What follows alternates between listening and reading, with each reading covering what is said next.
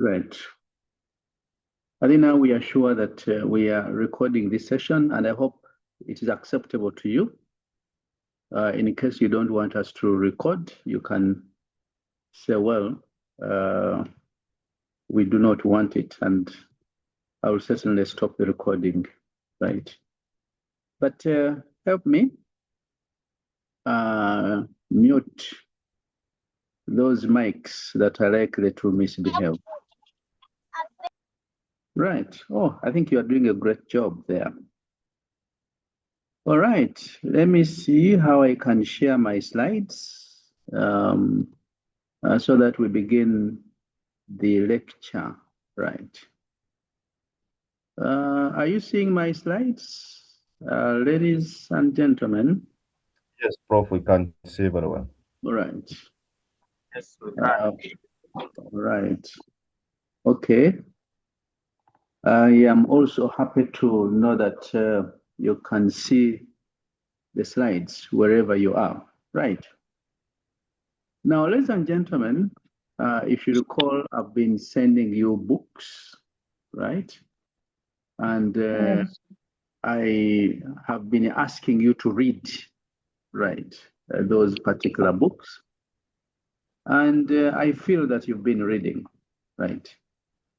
In the unlikely event that you've not been reading these books, then I think this is now an open call, an open invitation for you to start reading those particular books, right? Now, having said that, the book that I want to take you through today, and I am very sure the time will not be enough for us to cover everything that is in the book or the major themes within the book, is the Karl Popper's book on Conjectures and Refutations, the Growth of Scientific Knowledge. And I think I have been tasking you every now and then to read that particular book. So I want to begin by giving you an introduction, and I think today might be a lecture for introduction only, right?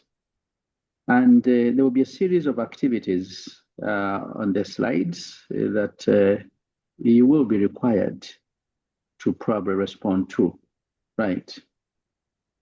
Now, you all know that this issue of conjectures and refutation is an important issue, and meaning that there are lots of things that you are supposed to think about, right? And as PhD students. And the assumption is that you have joined a group of scholars where you're going to create, right? And I had during the advanced classes lectures, some students saying, well, we do not, right, do this and the other, right? I hope you will not continue having fixed mindsets about certain things. And that's why I'm saying that this morning, right, we begin with one of the most intellectually transformative journeys in philosophy of science and, of course, research methodology through the seminal works of Karl Popper, and that is Conjectures and Refutations. Ladies and gentlemen, this book which I sent you is not simply a philosophy book, right? But it is a foundational methodological intervention that actually transformed how modern scholarship understands scientific inquiry, how they understand the theory construction. I know that this week, right, I'll be taking you through the role of theory, right, in PhD work or doctoral work. But this book again, right, is very, very important because it really transformed, right, scholarship in terms of how people construct theories, in terms of criticism, in terms of rationality, and in terms of intellectual progress. Now, of course, it is also important for us to note that before, right, this gentleman, Karl Popper, I mean, there were so many other scholars, right? And there are those who come up with very many ideas and perspectives, right, about how research should be conducted. And I think that is good, right, because they also did contribute greatly and immensely to the theory of knowledge, right? But Popper, right, transformed the way science came to be known, right? And that's why I'm saying that before Popper, many scholars had different beliefs. And they actually thought that science had advanced primarily through accumulation of observations, right? And I think some of us have these ideas too, that once we come up with a conceptual framework, right, and do a few things here and there to fulfill the routine, we go out, collect the data, and what we are supposed to do is to simply accept everything that exists. So before Popper came up, that was the kind of thinking, by the way, that you advance science primarily through accumulation of observations and through repeated confirmation of theories. And I think you'll be hearing students saying, yes, that my findings confirm this theory, right? That means that you also belong to that group of people, right, that believe in repeated confirmation of theories and progressive movement towards certainty, so that you say this theory is very, very good. Now, what Popper did was very simple, right, to fundamentally disrupt this tradition. And I'm trying to give you this background before we get into the actual lecture, right? So he did try to disrupt, right, this kind of thinking. And he argued that scientific growth, right, as you can see in the title of his book, does not occur because scholars achieve certainty. That now we've had repeated tests and observations, and therefore we confirm this particular theory. So for him, he said science advances because scholars are able to identify weaknesses within these particular theories. And when they identify these weaknesses, they also expose errors and also reject those inadequate explanations. And they end up constructing stronger theoretical approximations. So this kind of insight that Popper, right, advances is very important for doctoral students because many PhD students unconsciously approach research as a process of defending their own beliefs and even protecting the theories that have been developed over the years and trying to confirm the existing beliefs, right? And unfortunately, Popper teaches the opposite, right? And that's where I want to take you to so that you become a mature scholar. A mature scholar does not fear criticism, right? And I think Popper explains that evidently in his book. And we know that if you become mature and you're a mature scholar, you actively invite criticism because criticism strengthens explanatory quality, right? Of course, I think the day before yesterday, we were looking at quantitative research, and we were dealing with the paradigms. Of course, some things were mentioned there that, not by me, by the way, that are inconsistent with the literature, right? And that's why I was actually telling you to go and read, right? Read. And that's why I give you books, right?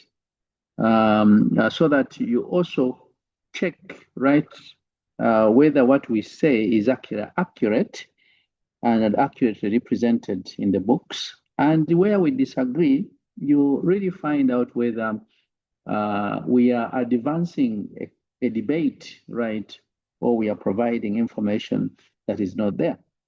So since we've been dealing with the quantitative research, again, I'll relate this to quantitative research, right? So if your study is quantitative and largely quantitative in nature, when a doctoral student formulates a hypothesis, right, concerning a relationship between two variables, and in this case, let's take one that is very common in business, since many of us here maybe have business background, you are dealing with this organizational culture and innovation performance. Now, if you come up with a hypothesis that links these particular two constructs, the purpose of analysis is not merely to confirm the hypothesis, right? And I know many of you have those fears. And I think someone asked a question during our lectures that if I say organizational culture positively influences innovation performance, then I discover at the end of the day that the results say the opposite. What do I do? And that's where students are tempted to forge results to confirm. Then the moment you do that, you are not in the mind of Karl Popper, right? You are part of the group of the immature researchers who believe that whatever belief that you come up with, whatever assumption you come up with must be defended at whatever cost. So you fear to be criticized because previous works have found that kind of relationship. You must also find that relationship. Right, forgetting that many times, right, when we do research, we have identified a research gap somewhere. And that research gap, of course, comes up as a result of the development of literature. So you have critiqued that particular literature, and you have discovered that maybe you are locating your study in a largely contested area. So, I mean, you don't have consensus. There's lack of consensus. There are disputes, right? And of course, debates in that particular literature. So why would you go with a certain group of people who actually indicate that there is this kind of relationship and you start changing your things? So, and I think that's why it is important, according to Popper, we do not merely confirm, right, those beliefs, those assumptions, those hypotheses, but the purpose is to expose the hypothesis to empirical risk. So the reason why you test is to expose, right, that hypothesis, that conceptual framework of yours to empirical risk. Now, if, ladies and gentlemen, contradictory evidence emerges, the theory must be refined. And of course, that is taking a quantitative view, but even in a qualitative, ladies and gentlemen, a researcher studying, like in our case, we are studying refugees with DIG-CBA, as digitized cash-based initiatives, right? That's a project that we completed early this year in January. So we're studying refugees, but we're using largely qualitative, and we did not go quantitative at all. But we remained open to interpretations that contradict initial assumptions. And of course, as I've already indicated, according to Karl Popper, and Popper's philosophy discourages interpretive, right, rigidity. So this lecture, ladies and gentlemen, will therefore challenge you to rethink the nature of the truth, to rethink the nature of rationality, to rethink the nature of scientific growth, and also rethink the nature of doctoral scholarship. And of course, the broader aim of me taking you through the Karl Popper's book on conjectures and refutations, the growth of scientific knowledge, is philosophical maturity, right? So that you begin looking at these issues with a certain level of maturity. And that's why I posed that question that you see on the slide, on the first slide, right? When you are doing your master's dissertation. For example, how did you treat literature and theory, right? Did you treat theories as unquestionable truth or as provision explanations that are open to criticism? And that's why I want you to think critically. Maybe we may not go into this right now, but later on, these are questions we are going to ask ourselves, right? Think about your supervisors, think about the institutional traditions, right? And of course, here I'm talking about colleges. If you are in COBAMS, right? If you are from College of Health Sciences and you are, let's say, from the business school, right? Again, you discover that the institutional traditions, right, and the disciplinary cultures actually have largely shaped your assumptions about certainty and about knowledge, about the way you do things, right? And you must now rethink, right? Because at the master's level, students initially approach literature and theory as authoritative truth, right? Rather than provisional explanations. And that's why I've been emphasizing the fact that you must do systematic literature reviews, interrogate literature, right? And if you remain at the master's level thinking that a PhD is an extension of master's, you are making a very big mistake. And you know, at the PhD, we are training people to become independent researchers, right? Independent thinkers. And the reason why you're going to get those 3 letters PhD, right, is that you have attained a certain level of philosophy, right, in terms of thinking, in terms of undertaking research, and you can actually do it, right, without any guidance at some stage.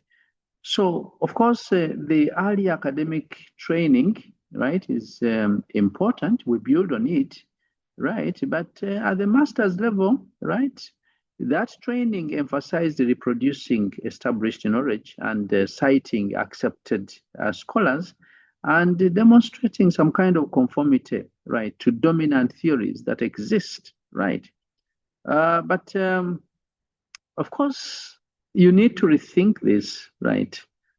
Because at the master's, what you are doing is that your review of literature, sometimes, right, if not most of the time, it really became an exercise of defending existing theories and accumulating supporting citations and avoiding contradiction, right?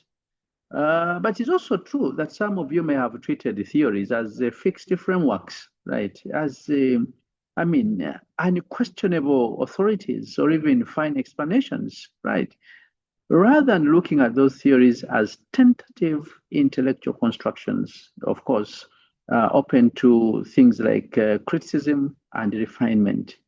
So again, this is important because you may also have had assumptions about the knowledge given to you by your supervisors, right?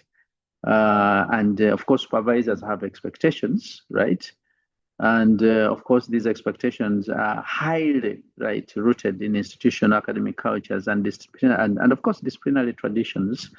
If you're from the area of economics, you know the rules that you must follow, right? And the do's and the don'ts, right? I know that some supervisors may have discouraged you from a theoretical deviation, and maybe they are still doing the same thing, or they prefer certain methodologies, and they believe that those methodologies are superior over others. And while some equated, for example, criticism with disrespect, right, or probably intellectual rebellion. And this is true, I'm sure, for some of, without mentioning names here, right? You remember a student who made a presentation, I think it's about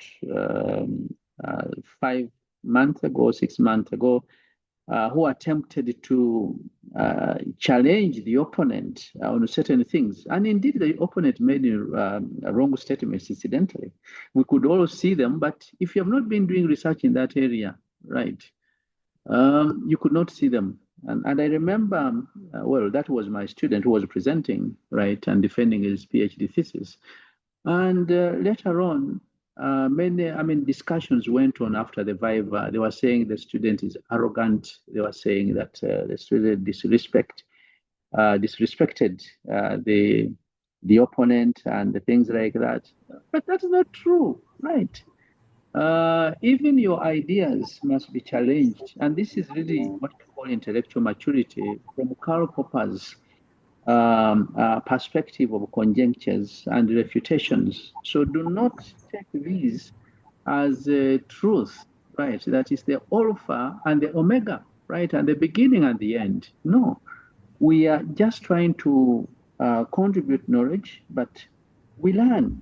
That's why researchers, ladies and gentlemen, are encouraged to think, right, beyond, because according to Popper's philosophy, right, scholars begin to realize that no theory is final, right? And all explanations that we provide, they remain provisional. And therefore, the more you are critiqued, right, that criticism will strengthen knowledge. And of course, scientific growth will occur through such continuous refinement of ideas. So do not make one idea, right, and present it and then say this is final. It cannot be questioned, right? So the issue of infallibility is one of the issues, again, that we shall be discussing in this area. So a mature doctoral student, ladies and gentlemen, shifts from defending theory. You shift from merely, right, regurgitating and reproducing theory, right, and you critically engage theory, right, and do not fear about critically engaging these particular theories. You also move from seeking certainty, right, where you are certain that this is okay, and then you seek stronger explanations, right, or better explanations. And you also shift from fearing criticism to welcoming criticism as a mechanism of intellectual growth, right? So that is the ultimate Popperian lesson that we pick from his book, Conjectures and Refutations. And of course, here, the major lesson is that scholarship is not loyalty to theory. Scholarship is disciplined openness, right? Disciplined openness to what? To correction, to refinement, and deeper understanding. And this is very, very important. So we must learn these things, ladies and gentlemen, right? Because if we learn, right, and come from fear to welcoming, right, critiques about our work, then we are likely to improve, ladies and gentlemen. So that's why, if I can take you to our next slide here, right? Let me just see here. I think something's not going right. Right. That is the session purpose. The purpose of our session today, right? So the purpose of this lecture, as I said earlier on, actually extends, right, beyond the historical understanding of Karl Popper, right? Because I know many of you want to understand Karl Popper, get the historical understanding, and the deeper objective, right, in this lecture is what I call methodological transformation. So we need to be transformed the way we think and renew our minds, right? So that we get out of the procedures that we are trained in to believe, right, rigidly, and learn techniques, right, new techniques of dealing with the issues or the gaps that we are investigating. So, in other words, I know that many of us, right, are trained And obviously so, and maybe correctly, right, that this is how we write the introduction of a proposal. This is how we move to the second chapter, third chapter, etc. That is very okay because every university has its own structure, right? Then later on, if you must collect data using a questionnaire, you are taught, right, questionnaire construction. Like this week, I think we'll be talking about construction of instruments, right? Then the regression analysis and all those thematic analysis in qualitative, right, literature review procedures, data collection, etc. Right now, this is okay, but the way we are trained, right, these aspects, they often lack the philosophical understanding concerning why scientific inquiry operates the way it does, right? So, Karl Popper then provides this philosophical foundation, right? And that's why, ladies and gentlemen, in this lecture, right, and in this session, we seek to help you as doctoral students to understand the logic that underlies scientific criticism. We also teach you how to, appreciate why hypotheses must remain falsifiable because they are not fixed in themselves, and also to try and distinguish genuine science from what we call pseudoscience, and also help you to develop a stronger critical reasoning, right? And I know that all these will be I don't know whether there is a critical thinking as a course offered to PhD students, but these are things that you need to look at, right? So, of course, if you follow Karl Popper, right, his approach demands continuous testing, right, continuous criticism, and continuous policy evaluation, right, if you are contributing towards policy, right? I can give you an example, right? In economics, for example, there are many assumptions, right, that are made. When you're talking about the law of demand, the assumptions. The law of supply, assumptions. Right. When you're talking about market efficiency, right, there are also assumptions. But assumptions regarding market efficiency, right, must remain criticizable rather than dogmatically accepted, right? So don't believe things because people have said over the years, right? The way we are told when we are in churches that believe by faith, right? There you believe by faith, but here you must interrogate every statement. So, and in business or organizational studies, right? If you have theories concerning leadership, for example, leadership effectiveness, they should remain empirically testable, right? And of course, open to contradictory evidence. And that is very common. That is very normal. And that's what it should be, right? Because the purpose is not merely academic, right? Reproduction of material, right? It is intellectual discipline, right? That we have to think about, right?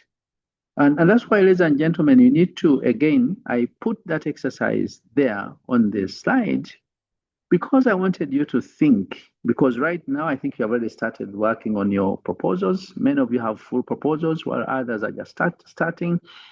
Some other people are in the field collecting data, right, and testing out a few things here and there. Others are piloting their instruments.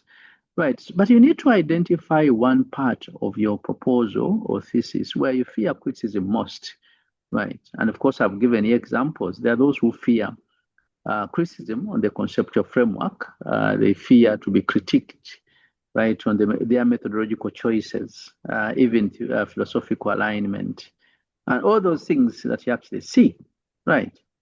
And you need to understand how actually fear, right, of criticism it can weaken scholarship, right?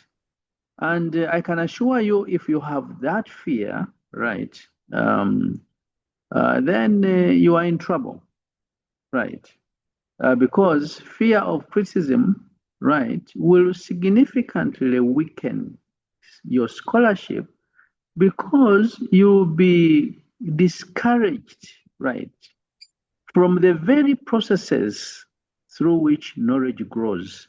Knowledge grows by looking at all of those things plus a few others that have not actually indicated on the slide here.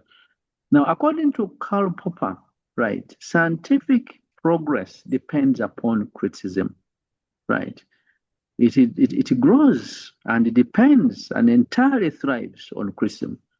It thrives on questioning. I'm sure you are very familiar with the Socratic, right, concept of questioning, right? If you follow the Socratic perspective of dealing with things, and you know Socrates is also one of those leading philosophers, right? So according to Popper, right, critiques are very important and useful, and that's why I'm presenting this to you so that when people begin critiquing your work, right, you don't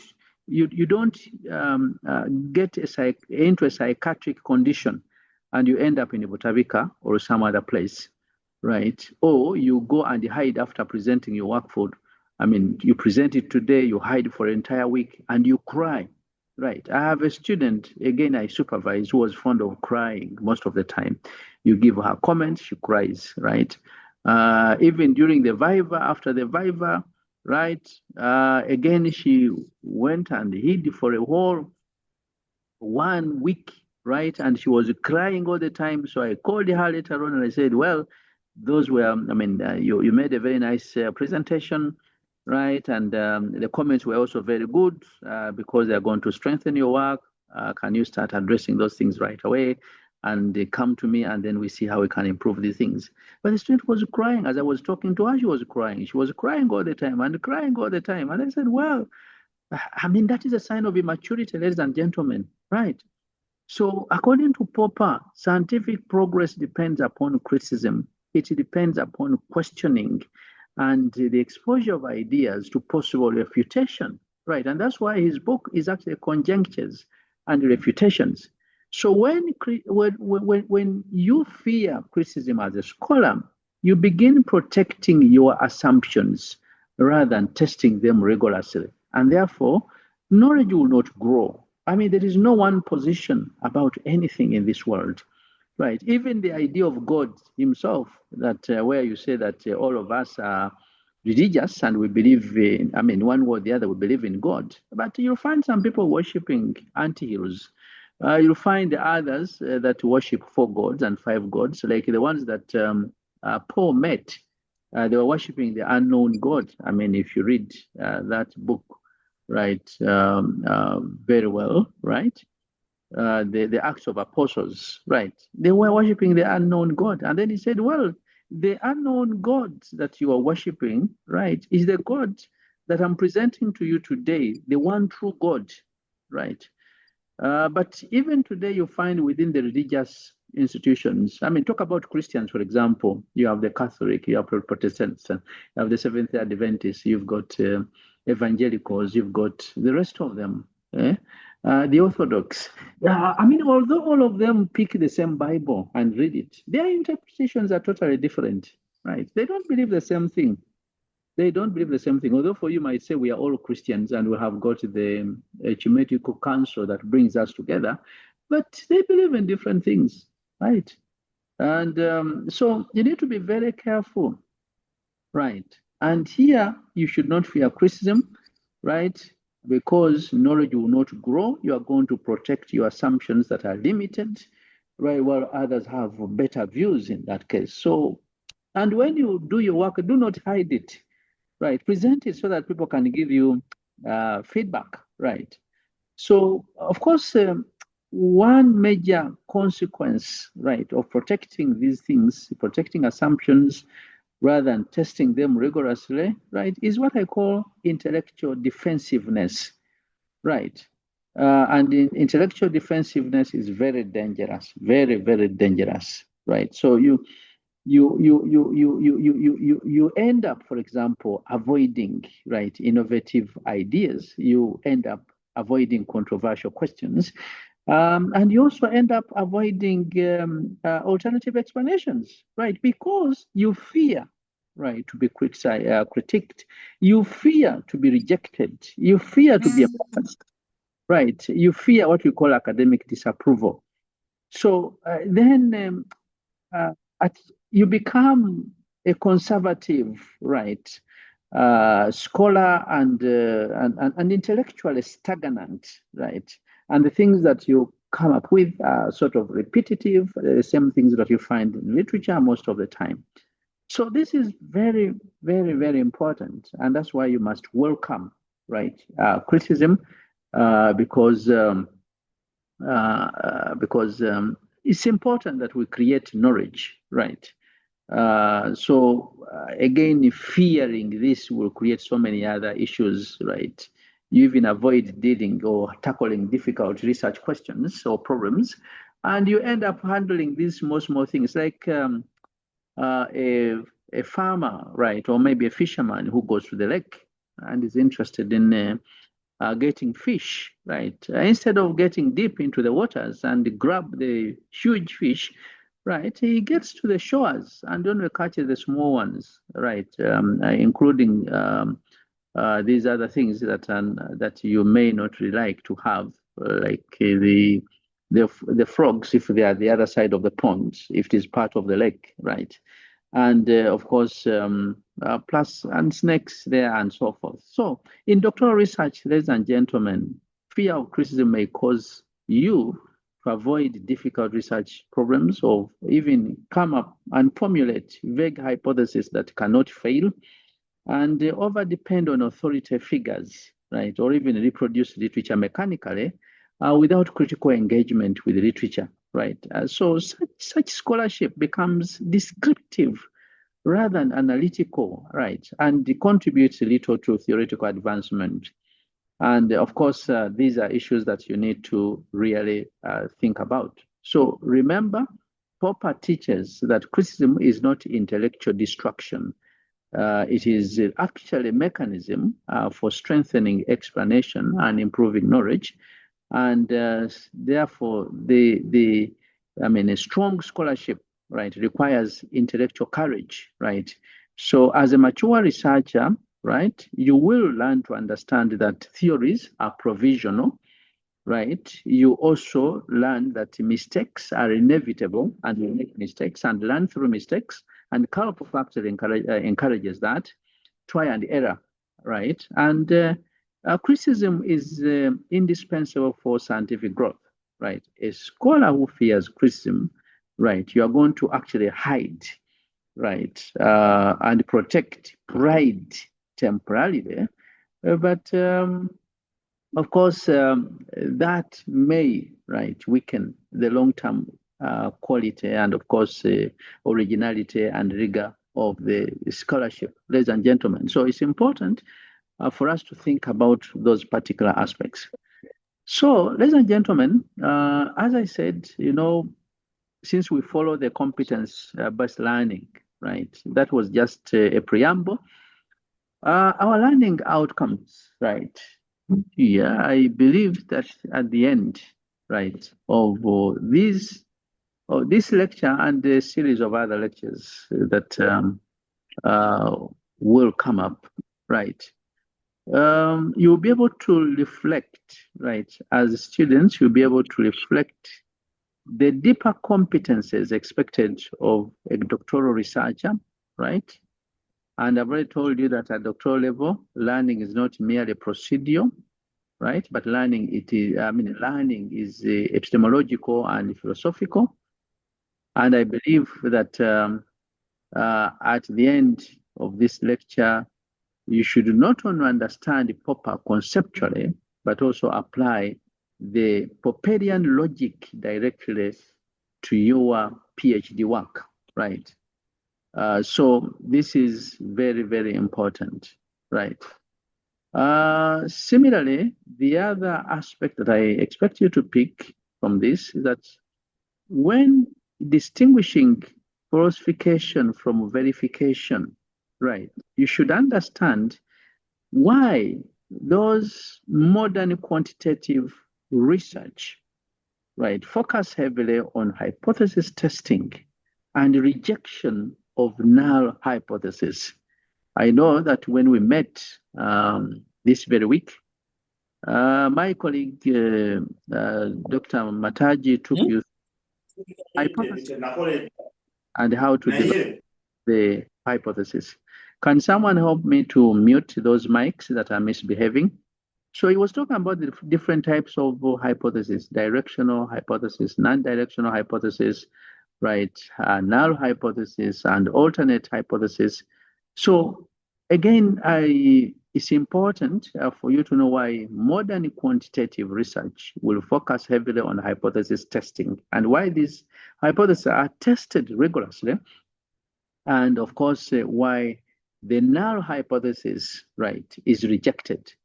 Now, of course, the outcome, right, concerning, right, the problem-oriented research thinking, right, is very, very, very important in this case, because weak doctoral research often begins with the broad topics, right? And I think we did talk about those topics. Even Mataji, I think, spent some good time talking about those particular topics. So you have topics like leadership and performance, then technology adoption or employee motivation. You begin with the topics, right? Now, strong doctoral research, right, will begin with unresolved tensions. You don't begin with the topics like, I'm going to study leadership and performance. I'm going to study technology adoption. I'm going to study employee motivation. I'm going to study this and the other. No, you don't start with the topics, ladies and gentlemen. So if you want your work to be very strong, right, begin with unresolved tensions in literature. Begin with the anomalies in literature. Begin with the contradictions in literature, right, or what you call the explanatory gaps, right? Let me just give you an example, ladies and gentlemen, right? For example, you can deal with an issue of anti-corruption and ask yourself, why do anti-corruption reforms continue to fail despite stronger institutional regulations? Right, not saying I'm going to look at the effect of corruption on performance, no. Right, for example, if you look at Uganda, we've got very good laws, right? You have the leadership code. I mean, you've seen the discussions in the newspapers of recent, in the press, about the Speaker of Parliament, for example, right? And that's not the only case we've had, right? In the past, we had, you remember the Chogam, right, case, right? And the Chogam case also exposed many, many things, right? I mean, many people were questioned, including the vice president during that time and so forth. And the information is still on the internet, ladies and gentlemen. The ink hasn't dried, right? But those issues are there. But we've got laws, right? The leadership code is there, right? The anti-corruption thing is there. There are so many laws. So now the question you should ask yourself is very simple. It's not really beginning with the topics, right? Begin with the puzzle, right? Why do anti-corruption reforms continue to fail despite stronger institutional regulations? And that is a Popperian problem-oriented question, ladies and gentlemen, right? So we can even get another example, right? A doctoral student, for example, who intends to study renewable energy adoption in Uganda. So a weak approach would merely describe energy usage patterns, right? That you've got issues related to renewable energy adoption in Uganda, and therefore we see the energy usage patterns tend to suggest A, B, and C, right? But you see, a person who has a strong Popperian approach and thinking would ask a question: why do rural households fail to adopt solar technologies despite increased governmental subsidies and awareness campaigns? Assuming that these fellows, right, are given subsidies and awareness campaigns have been there, But you discover that those rural households actually fail to adopt solar technologies, right? You all know the electrification plan that government had, and they took power almost to all villages and things like that, right? But you go there these days, you find that even the level of usage and adoption, right? But you do not only look at that, right, abstract kind of situation, right? But you go beyond. And that's why I'm saying that, ladies and gentlemen, at the end of this lecture, I expect you to explain, right, the rationalism, right, associated with Karl Popper, and then also differentiate falsification and verification in the Popperian concept or perspective, and apply Popperian logic to PhD research. So if you do that, ladies and gentlemen, I believe that your PhD work will be very, very strong, and people would want actually to read your work and follow your work, right? So let's move to the next slide, right? And that is the central philosophical message that we pick from Karl Popper, right? And I would want you, after throwing light on the 3 bullets above there, I will expect you to reflect, right, on that question. And again, I will give you an opportunity to speak, right, at level, right, so that you tell us whether your current PhD is designed to critically test ideas or primarily defend your preferred explanations. But just to go back to the issue of criticism again, right? Of course, this slide that we see contains the heart, right, of Popper's philosophy, right? The heart. And those 3 statements are very important, and we shall interrogate them in detail later on, right? So Popper argues that knowledge grows through what he calls conjectures, right? Knowledge grows through, for example, criticism, and I've already told you what criticism is about, and of course refutations, right? And that's why his book is called Conjectures and Refutations.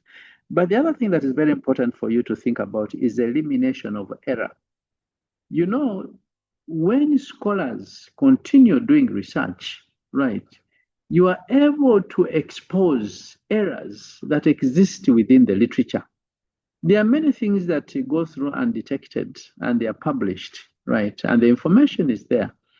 But the more you critique, the more you engage with the literature, the more you actually somehow dispose, right, and expose, right, these aspects that pollute the knowledge that we have. So there's that element of elimination of error, and that is very, very important. Now, if you recall, right, Popper uses the word conjectures, right, and you need to understand what conjectures mean. Of course, the other word that he uses is refutation, right? Another word he uses is a criticism. Another word he uses is elimination of error. And these are 4 major concepts, right? Now, for many of you, right, you that may not have come across the word conjectures, when you deal with the conjectures, these are usually what I call bold, tentative explanations, right? And they are more or less close to a hypothesis. In fact, you can even call them hypotheses if you so wish. So they are bold, tentative explanations, or even theories, because a theory consists of a number of hypotheses, right? You can even call them theories which are proposed to solve a problem, right? For example, if you propose that digital financial inclusion reduces rural poverty among women entrepreneurs, that becomes a conjecture, right? And that conjecture must be exposed to testing and continuous testing. Of course, the idea at the end of the day, we should be able to refute, right, that conjecture, right? So, and also maybe somehow expose the errors, right? and the limitations of that particular conjecture. Now, the other word that is very important, right, is actually criticism, right?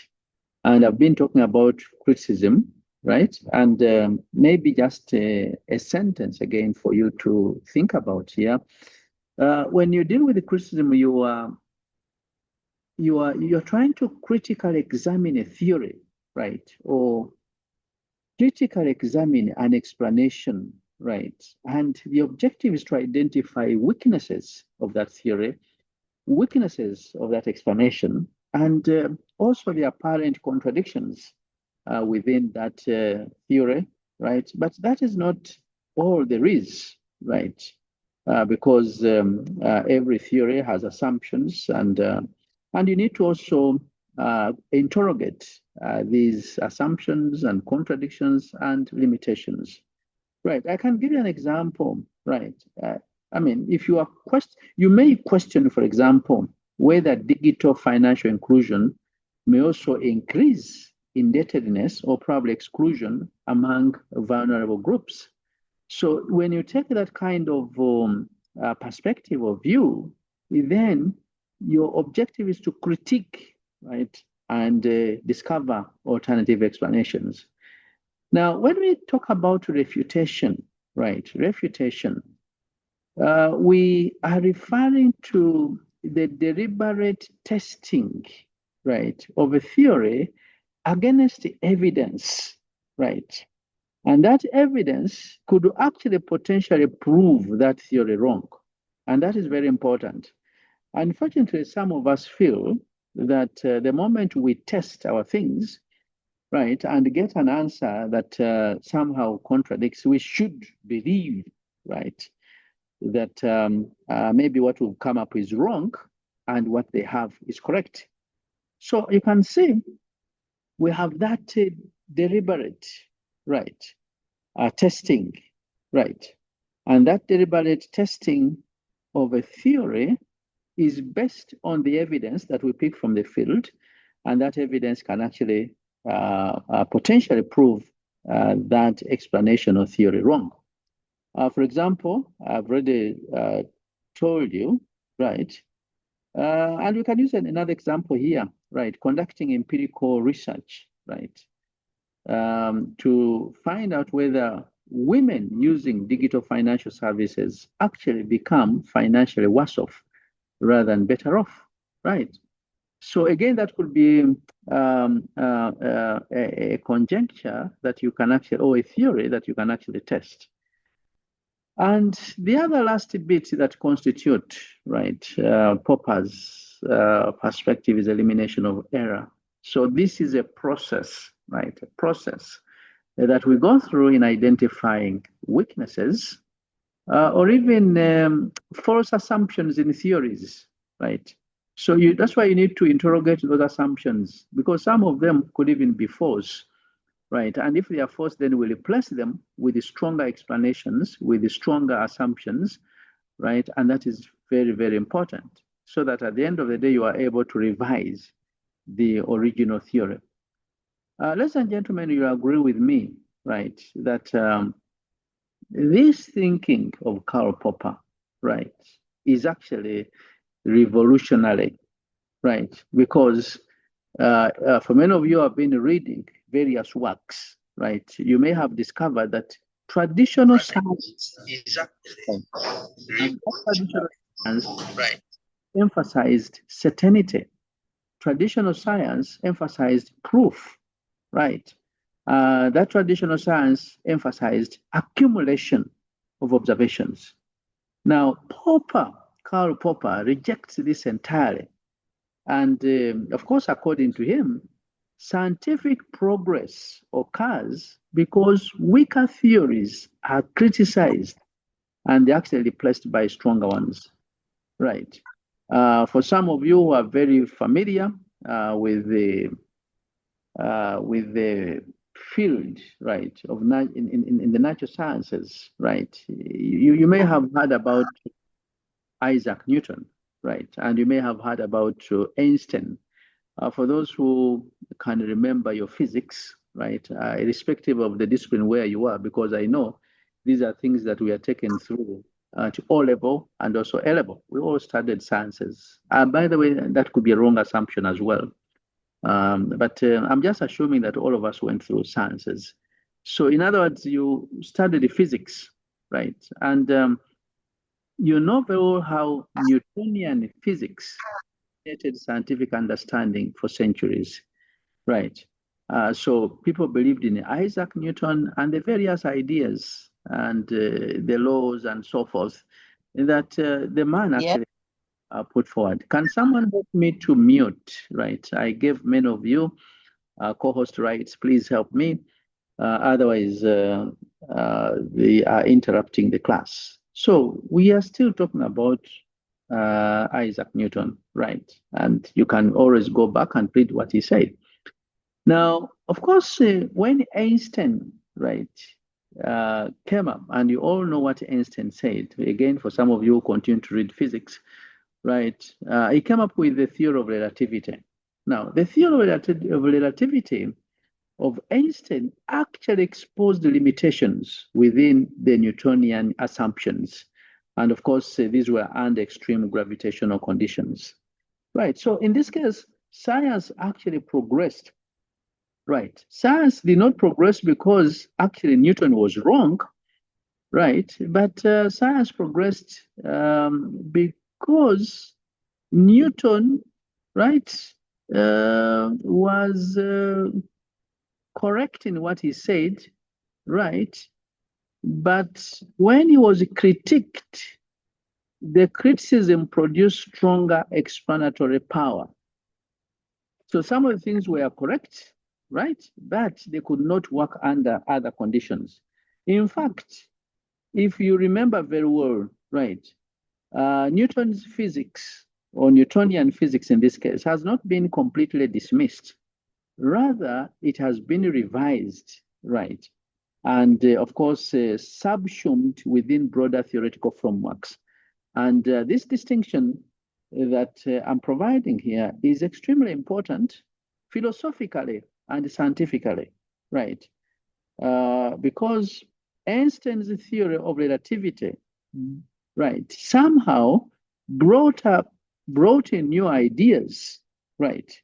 And he did not say that Newton was wrong, right? But he simply said that Newtonian mechanics works extremely well under certain conditions. And he articulated the conditions, right? When you're talking about weak gravitational fields, right, the Newtonian physics will work. When you're talking about ordinary human scale environments, the Newtonian physics would work. If you're talking about low speeds, right, relative to the speed of light, again, it will hold, right? It will work, right? So under those conditions, Newtonian physics remains extraordinarily accurate, right? And practically useful, right? Even today, ladies and gentlemen. But and you know how Newton's works is being used today in engineering, architecture, all those things are even in aviation, by the way, right? However, Einstein showed that Newtonian assumptions break down under certain conditions, and it articulated them, right? Under the black hole environment, and cosmological scales, and extremely high velocities, right? And of course, for many of you who are in the area of physics, you understand that very well. So that's why the works of Newton was somehow critiqued and improved, right? And new knowledge emerged, ladies and gentlemen.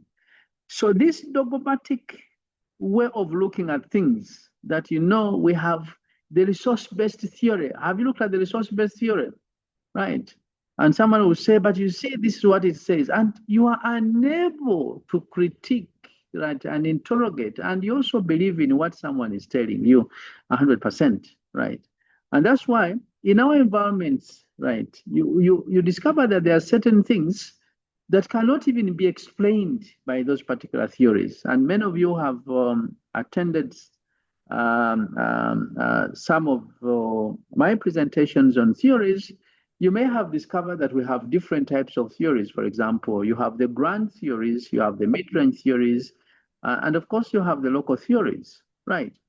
But you see, there are many theories that cannot explain what is happening in our environments here, right? So we don't simply pick those theories and plant them here, right, and begin testing them, right, as if, right, they fulfill the conditions, right, of our environment here, right, as more or less, right, related to the environments where the theories were developed. So we have to think, right? So a very important doctoral level lesson that we pick here is that scientific theories, ladies and gentlemen, are rarely simply discarded, right? More commonly, but they survive within limited domains, right? And you must be able to critique these theories. And they also become special cases or broader theories. And so we need to think about Karl Popper and rethink and do something that we feel makes sense. So a PhD thesis should not become an exercise in protecting assumptions, ladies and gentlemen. Instead, the thesis should expose ideas to what I call rigorous testing, rigorous scrutiny, right? So, ladies and gentlemen, let me again pause here a little bit and now give you an opportunity to speak. I do not want to speak for a very long time, right? But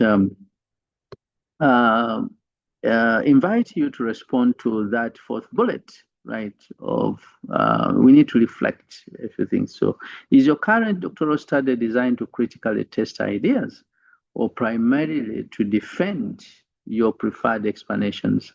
And I know you have answers to this because that's where you are and that's what you are doing. Right. So over to you. And well, just unmute and speak. Good morning, Prof. Thank you, Prof. This is Douglas. I have understood what refutations are, but conjectures, I haven't understood well what conjectures are. Thank you very much. Okay. Another comment? Thank you, Prof. This is Rutamox Abdunul from Corners. Prof, you talked about criticism and positive criticism, right? We should be comfortable with that as doctoral students. However, most cases it's all about the tone of the supervisor, because basically you have put in a lot, then you present your work, then the way they respond and tarnish, instead of encouraging and maybe provide alternatives. But a mere question of someone asking, are you really a PhD student? It just undermines our integrity. That's why some may go on to cry. So it's all about the delivery of the message. Okay. Good morning, Prof. 0753 Why don't I 02. let me begin by responding to this one because I might forget the questions. There are too many, right? 029776. Can someone help us? Code 45. Mics, please mute so that I respond to these two people.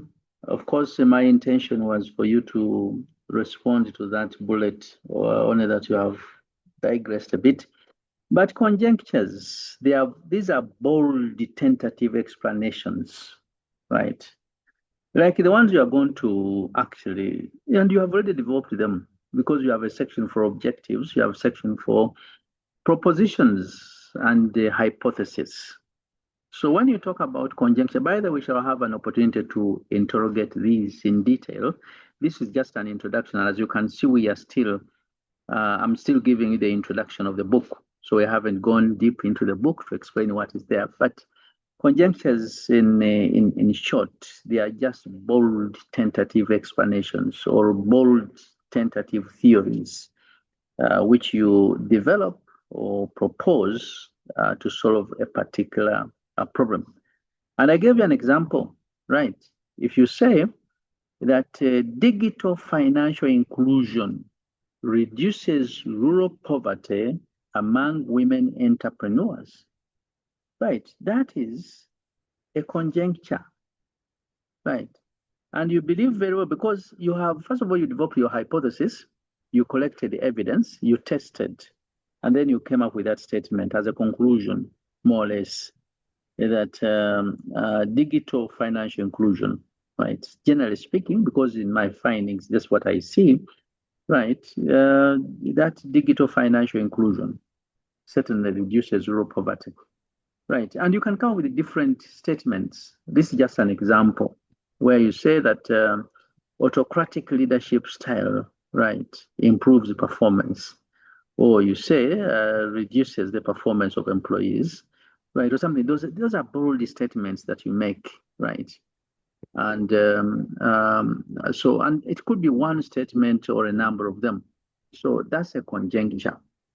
Now, about criticism, right? Of course, we don't have a standard way of critiquing. I've had an opportunity of chairing meetings elsewhere outside Africa, right, in Europe, and doctoral meetings, right?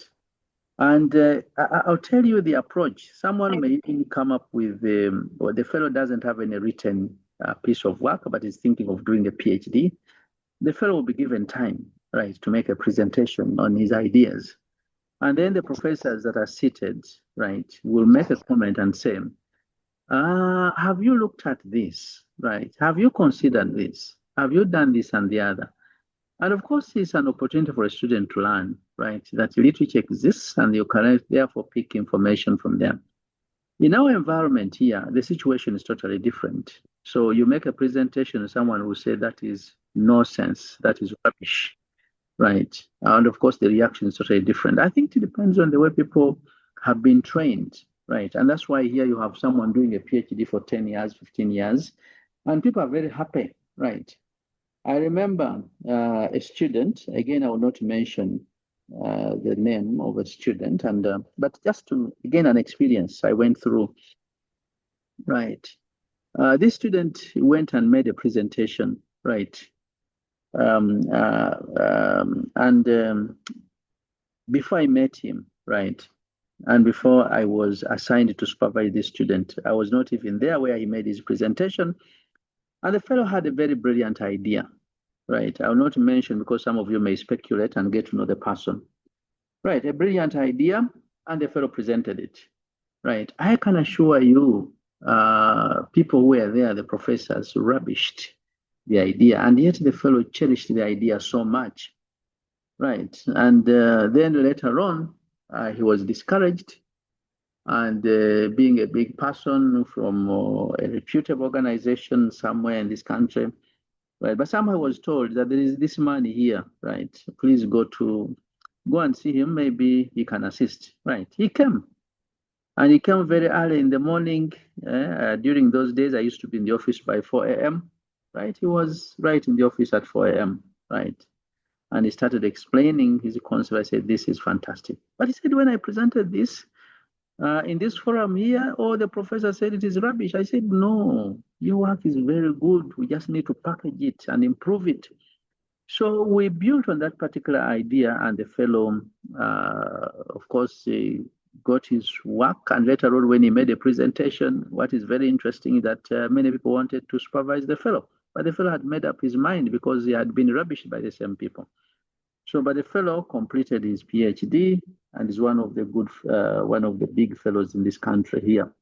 So I want to tell you, yes, what you are saying is correct. But as a PhD, please gauge, right, the climate within the organization, because even this fellow was told, no wonder even your boss failed to get a PhD from Makerere. You will not get one from Makerere. And he was told those statements, incidentally.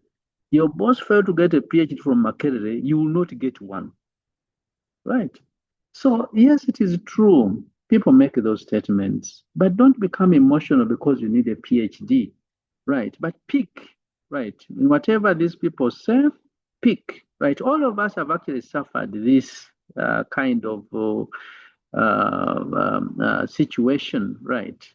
And the behaviors of supervisors sometimes can be antagonistic.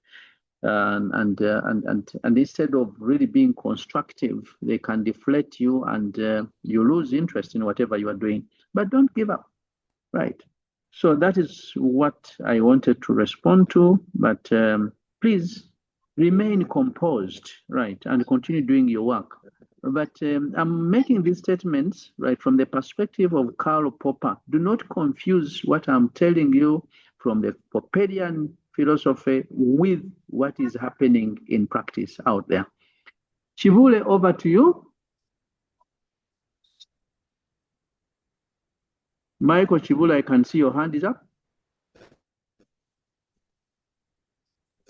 Yes, Professor, I'm here. I'm grateful for the presentation, and I think we are getting converted from the mindset we had before. And my question is, could you please shed light to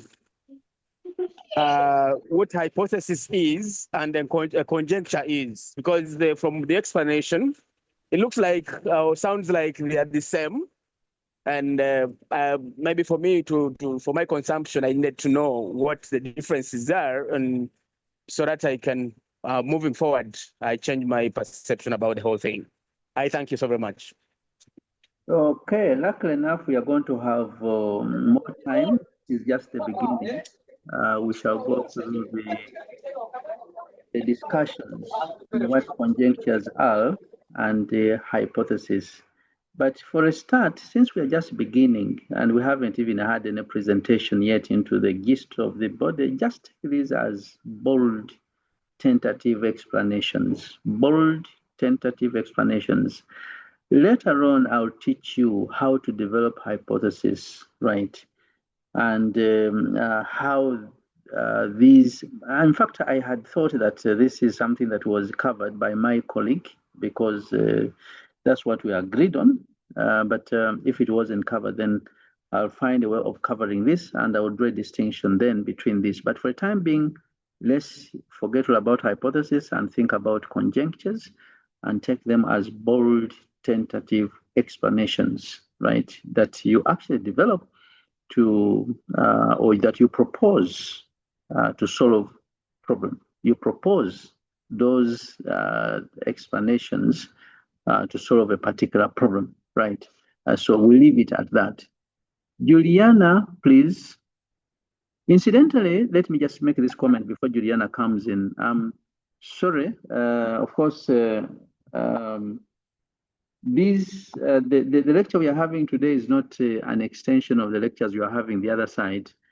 The other lectures are in advanced research methods. These are lectures largely in the philosophy of methods, and I think it's meant for a group, but they sent you the link, which is okay, and you always feel free to join. And even tonight, we shall have more discussions at night, starting at 4 a.m. Usually there's a student session, 4 a.m. up to 5. And then from 5, we shall be using the same link, incidentally. If you don't receive any invitation, every Sunday is the same Zoom link and the same password. So you can always join if you have time at 4 a.m. Initially, these lectures used to start at 3 a.m.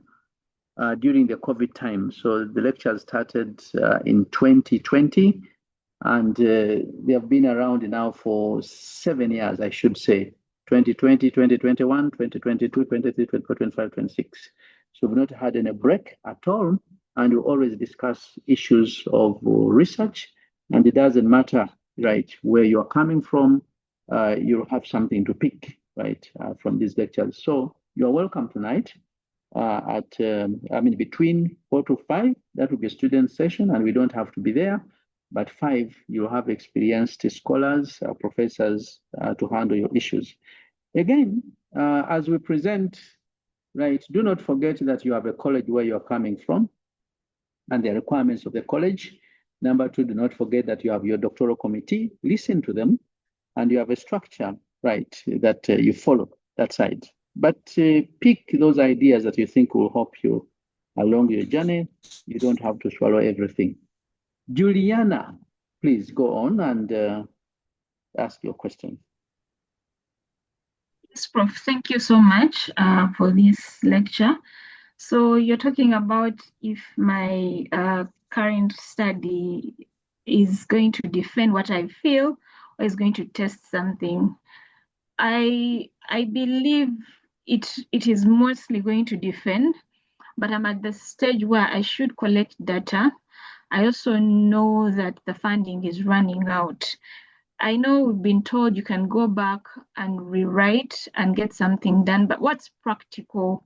Because there is life, there is time. How would you advise on that? Because when I think about only one objective is probably going to try and critically test an idea. The other three are basic. But there is also the fear of maybe not doing the right thing fully, having a PhD worthy study. But there's also the other constraints, time, money. What would you advise? All right, of course, if you are trapped up in a situation that you are in, I think there's no choice. You are given funding for 4 years, right? And you must do your PhD and complete your PhD. Please do what they ask you to do, but maybe after that you actually go for postdoctoral, right? So that you are able to practice some of these things instead of defending ideas that that those fellows expect you to defend, or even your funding is running out. You cannot engage meaningfully into those particular aspects. I mean, that's what I can say for a time being. There's nothing that you can actually do other than actually completing your PhD. Otherwise, you'll end up paying or even asked to refund the money. So that's what I can say. Right, another view, another question. Right. Fine. Right, so maybe now we move to the next slide, right? Again, this is, of course, we've just gone through the central, right, philosophical message, and of course, defined in terms of the issues that we've been talking about. And now we are talking about an important element, right, that takes us to learning, right, from mistakes, right?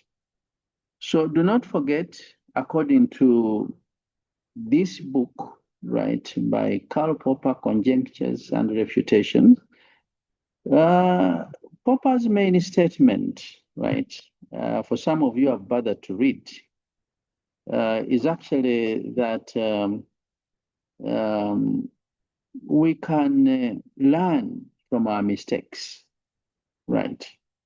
We can learn from our mistakes. And that is the central idea behind conjectures and refutations, right? That you come up with a claim, but do not fall in love with that claim, right? So now that statement, we can learn from our mistakes, actually captures the entire spirit of scientific inquiry, because we are aware, right, that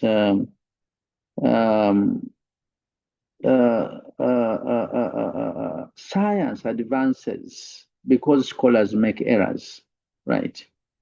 We make mistakes, right? But through those particular mistakes, science actually advances, right? So as we make those particular mistakes, we identify them. We are able to identify those mistakes, and we are able to improve explanations. And of course, this element, right, removes some kind of fear from scholarly criticism. There is no individual that is perfect. There is no individual that does not make mistakes.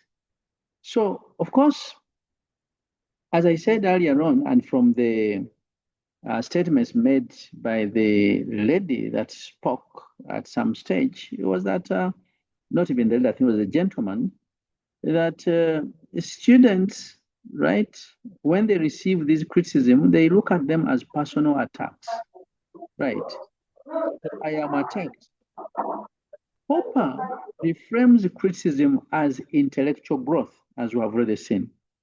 So when, for example, I think the other day I saw someone posting a paper, a publication, right, on the platform, and he said, thanks to God, this is what we have produced, me and my mentor, Professor Yahweh, right? I saw that, right?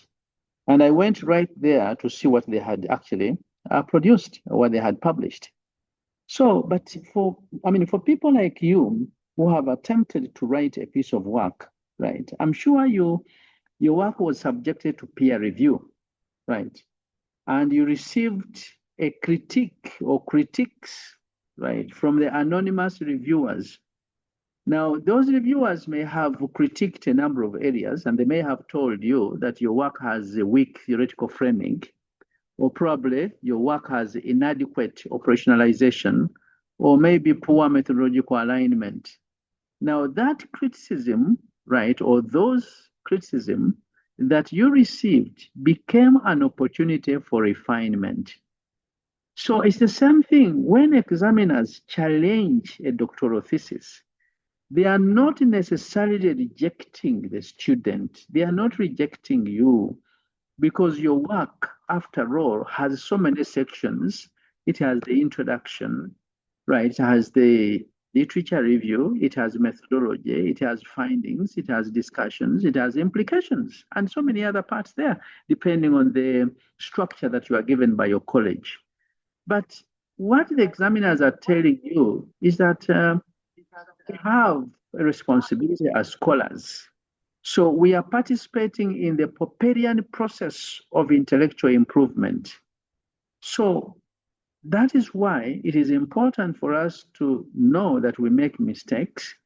And Karl Popper, right, normalizes this imperfection because no theory is beyond revision. You can revise a theory. No theory is beyond extension. You can actually extend the theory, or no theory, right, is beyond discarding. You can discard a theory, right? And you cannot say that you don't, that you can't say that you have a methodology that is beyond critique, right? No methodology is beyond critique. No interpretation is absolutely final. And that is what Popper is telling us, ladies and gentlemen, right? So let me just give you an example, right? Supposing a researcher in one or the other hypothesizes that digital financial inclusion, right, reduces poverty among rural women, right? If that is the hypothesis, right, digital financial inclusion will reduce poverty among rural women. I think it is logical, it makes sense. But field evidence may actually reveal, right, what we call unintended consequences of digital financial inclusion. And those unintended, right, consequences may include things like increased indebtedness, right? The more people become digitally, financially included, the more indebted they become, right? Or the more they depend on informal lending systems, right? Or the more they actually become, well, you can have any situation that you want, right? You can always, but these are unintended consequences.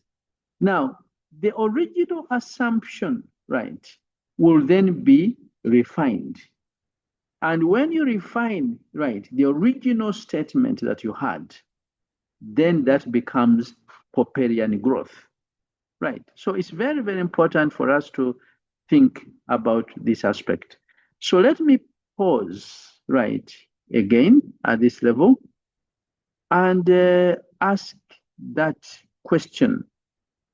What major criticism or mistake significantly improved your doctoral thinking, right? And I want you to narrate your experiences involving those aspects there, right? There could even be more, and maybe I never thought about those particular aspects. Right, over to you. Anyone, you can start. Hello. Please go ahead. Hello. This is Medad Kakuru. Thank you, Professor. In regard to the question you asked, can you hear me? Yes, I can hear you. Yeah, recently I submitted a manuscript to a journal, and it was rejected. But despite the rejection, it came with many comments. The reviewer did not reject, but took time to jot down critically the weaknesses in the paper. I was so happy I didn't look at the rejection, but I looked at the effort he put, the time he took to explain everything, to critique the paper.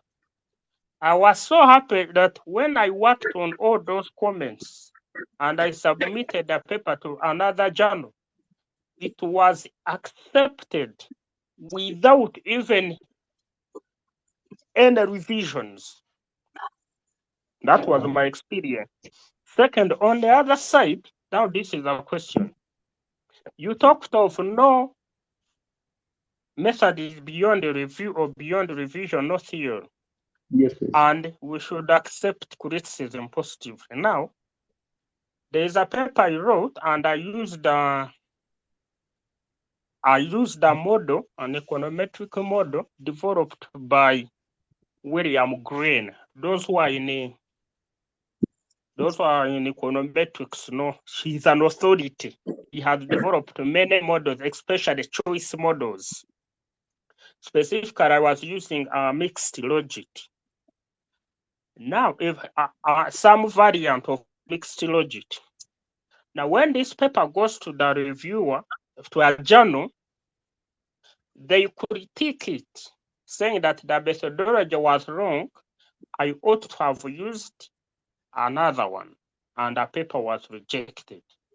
But having contact with the person who developed those models in the area or I was studying, I wrote to him that I'm doing this study, I conducted a choice experiment, and I wanted to do this, and this is the method I used, but the reviewer is saying I shouldn't have used it, I should have used this. Now, should I accept such a criticism where a reviewer thinks that he knows much more than the person who has authority, who is an authority in that area? And again, if at all that method needs to change, must it change in my paper, or he himself should go ahead and do a paper to critique the other one who developed it, not wanting me to follow his idea? I don't know whether you get my question. Yes, I get your point. Thank you. Thank you.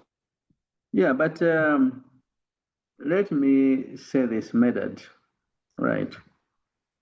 Again, we need to be intellectually mature, right?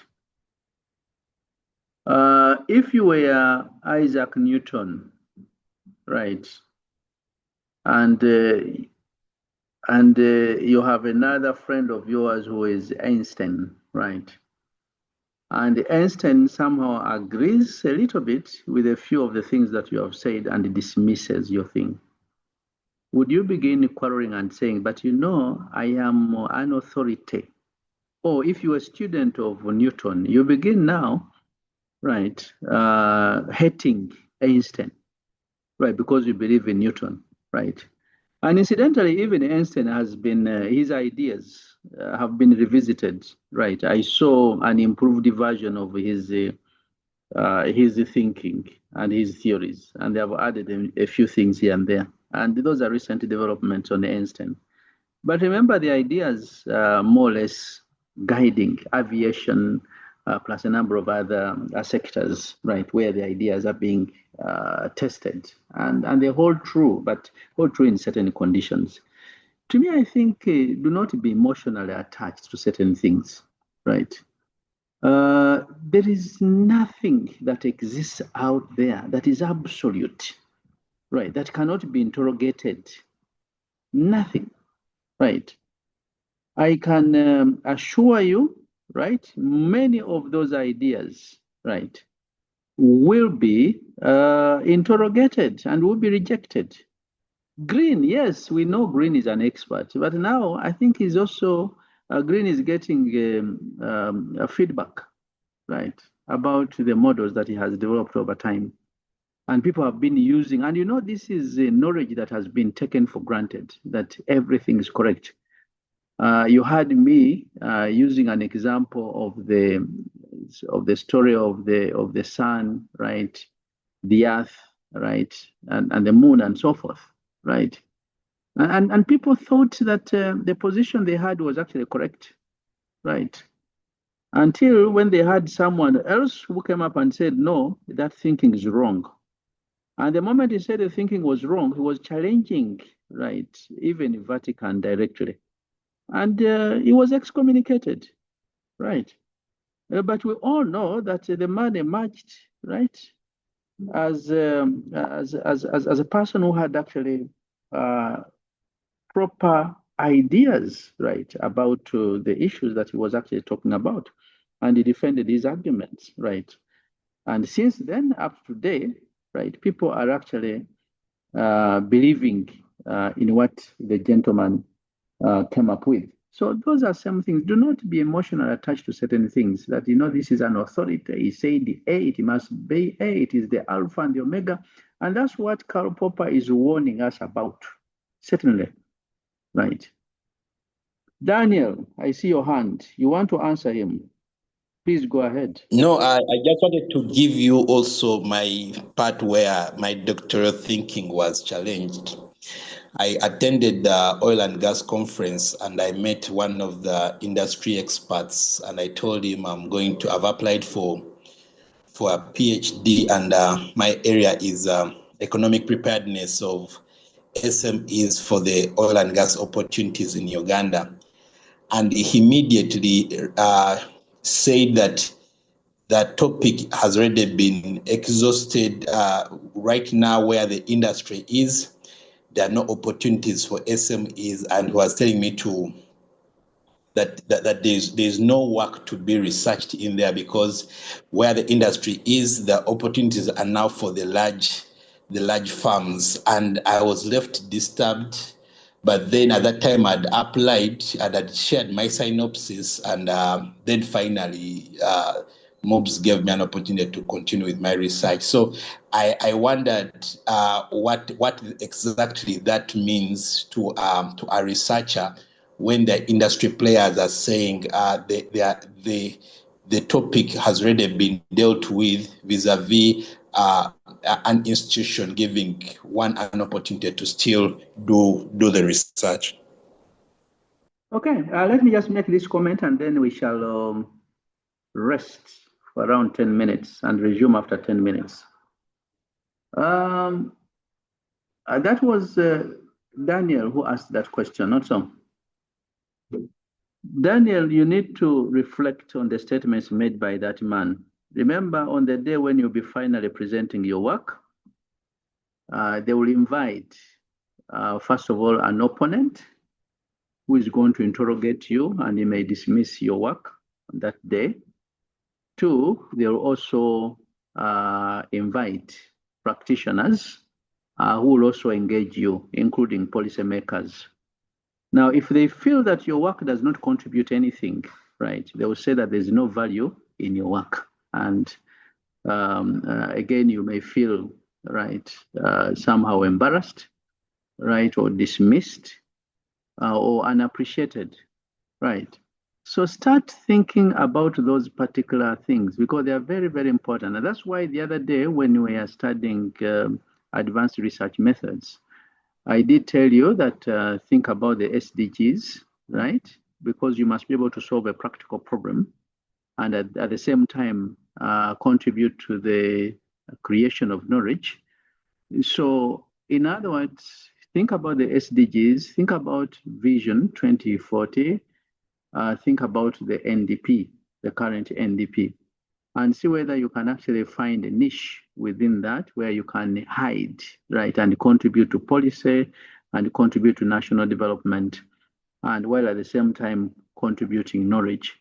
So do not take those statements lightly because you might get so many people on the day when you'll be presenting who think like that very gentleman who gave you that statement. And in fact, for me, it's good that he gave it to you a little bit early so that you start reflecting on it.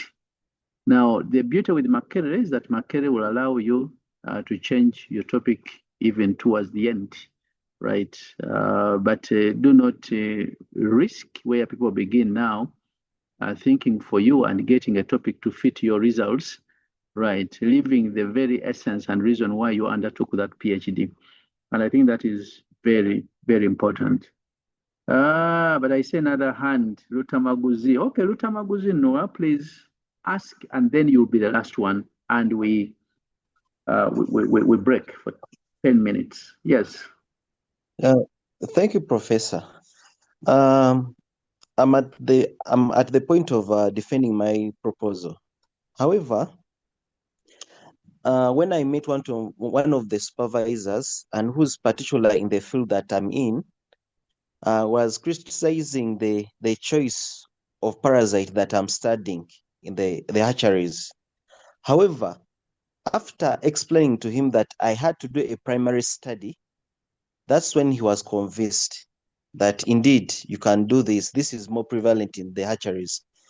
It comes to my attention that sometimes our supervisors tend to sideline with literature that this parasite, particular parasite is found here, and the only way you can convince them is when you do a primary study in the field, and you find out that the parasite they are trying to recommend you study on in the particular fish actually is not exist. Okay, it exists, but it's not economically important in the Ugandan aquaculture. So I realized that apart that knowledge, the way you say that knowledge can be criticized, there's more addition. You might be thinking of 10-year knowledge. Then the student is studying the current knowledge, and you being a lecturer and the supervisor who is not in the field, you may criticize. And I see the only option is to go to the field and present data to the supervisor. Thank you. Okay, Abdul Noor, I think the problem that you might be facing, because I know this is not the first time you have brought up your issue of hatcheries and the parasite in the fish. Even last week when I was facilitating, you brought the same issue, right? And me, I can only say this, right? One, knowledge grows, and knowledge grows incrementally, right? And it doesn't matter whether you are in medicine, right? Or you are in agriculture, you are in botany, you are in chemistry, right? Physics, we've been talking about Newton, right? And Einstein, right? These things are not foreign, they're not alien to us, they are part of us. In fact, if you don't understand some of these things, maybe you don't know where you are. You can't locate, right, your position because, for example, physics is all around us, right? And we are part of it and it's part of us. Chemistry, the same thing. Right, now, when you begin emphasizing one element. It's like someone who is doing a study from economics, right? And that person from economics is only concerned with the issue of policy. And he says, for me, I've reviewed the policy. This is the issue. And does not look at empirical literature. That person will study something that is relevant, right? And that will be a consultancy piece of work. And you must actually differentiate between consultancy and scholarly work. So you become a consultant, that's okay. Now, for you, when you begin emphasizing economic importance of a virus, right, and ignore the other scholarly literature, you also you get into a risk at some stage. And just pray very hard that the opponent they bring for you and the practitioner is not probably very scholarly, and he can only comment about those issues, and that will be all. But I can assure you, yes, you will survive in consulting work, you will get your job, etc., etc., but getting into the mainstream scholarly research and you break through and become one of the scholars known internationally will be very, very hard. So whereas what you are saying makes sense about hatcheries, right? The philosophical orientation matters because in your case, you say, I am going to start with a field. That's okay. But when you start with a field and you come up with the stories and ideas and the virus that is current out there, then make sure that you follow through with the philosophical orientation that you have chosen, right? And of course, you know what that one is. It is not positivistic, largely positivistic. It is anti-positivistic. Now, when you come back and see the economic importance, then go back to literature and interrogate and see whether there is a research gap, right? First of all, when you go to literature, you will be able to find out whether there is no one who has talked about that particular virus you are talking about, right? Because you have discovered in Uganda, there's no particular person throughout the entire world, right? Even if it is not in Uganda, I know you people tend to emphasize Uganda, that no work has been done in Uganda, and therefore you're contributing knowledge. But knowledge grows internationally. The book that you picked, right, on about viruses, it was not documenting viruses in Uganda, but it was documenting viruses known internationally.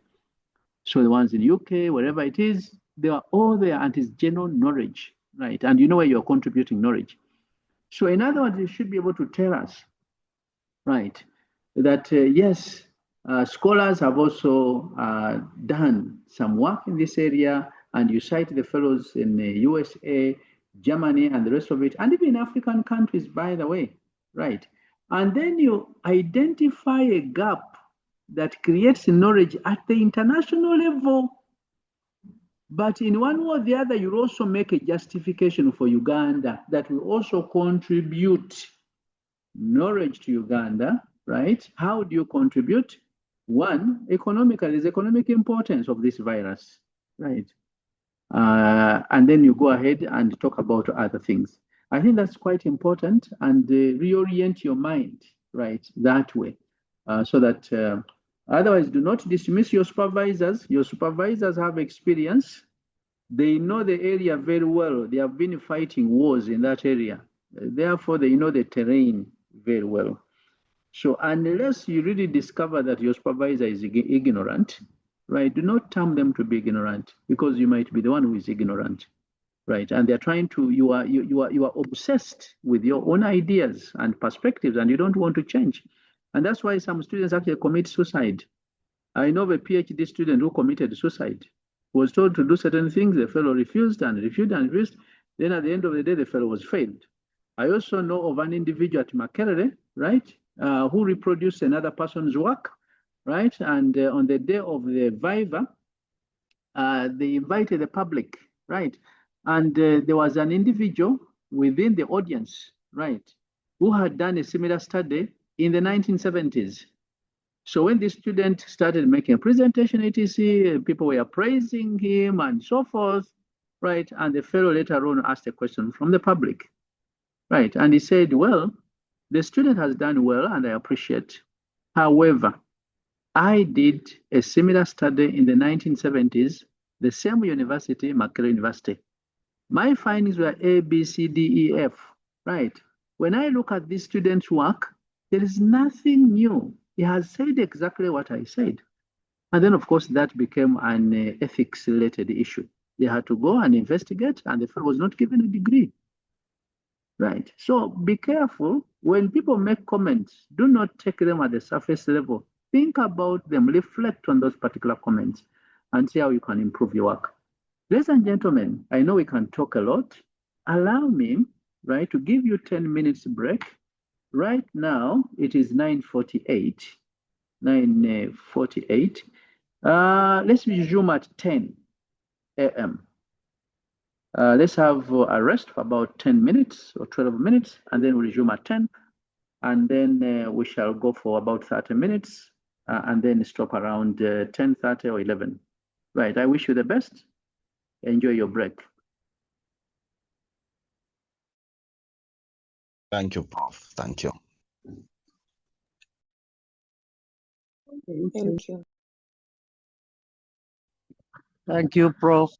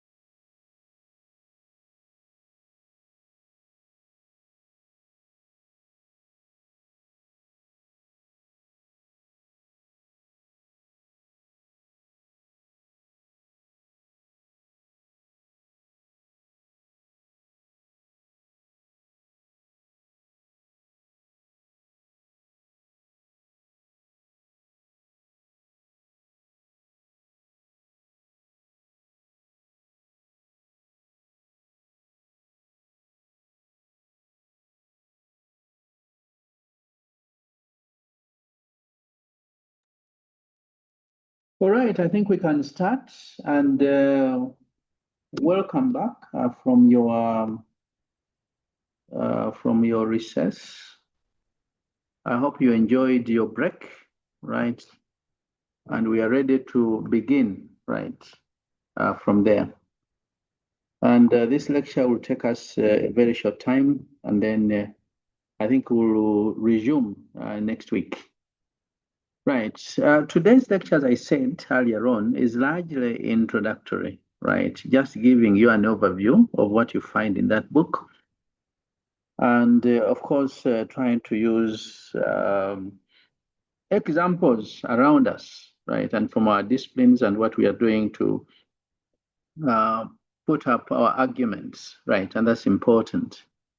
So I would like us to move to what we call Popper's revolution in science, right? Remember, Karl Popper has revolutionized, right, the way science operates, the way research is perceived, and the way things are supposed to be done, right? Now, of course, these are ideas we've been talking about, and I do not have to really say much, but just remind you that according to Popper, there's a shift from certainty to criticism. So we should not be comfortable with the earlier findings and then say we are certain, right, that this virus, right, actually exists, right? The way our friend was trying to convince us about the fish, about hatcheries, right? That my colleagues were convincing me to do A, B, and C, but for me, this is what I saw, right? Now, of course, that is not a wrong way of looking at things initially, right? But you have to also put in a lot of thinking, right? So as you can see, the slide here that I'm presenting actually represents Popper's revolutionary transformation of philosophy of science, right? Or philosophy of methods, right? Because traditional science emphasized those things that you know, certainty, issues of proof, authority, and the accumulation of observations. And that's why our friend was telling us that, my supervisor was convincing me to do A, B, and C because this is what is commonly found in literature, right? These are the viruses. So meaning that we shall be limited. At the end of the day, we cannot discover new viruses. And these viruses also keep on evolving, right, from one stage to another stage, right? And I think this is true everywhere, whether you're in the medical world, right? Whether you are in the human medicine, right, or probably veterinary medicine, whatever it is, there is that kind of evolution, right? Many of these things go through that kind of process.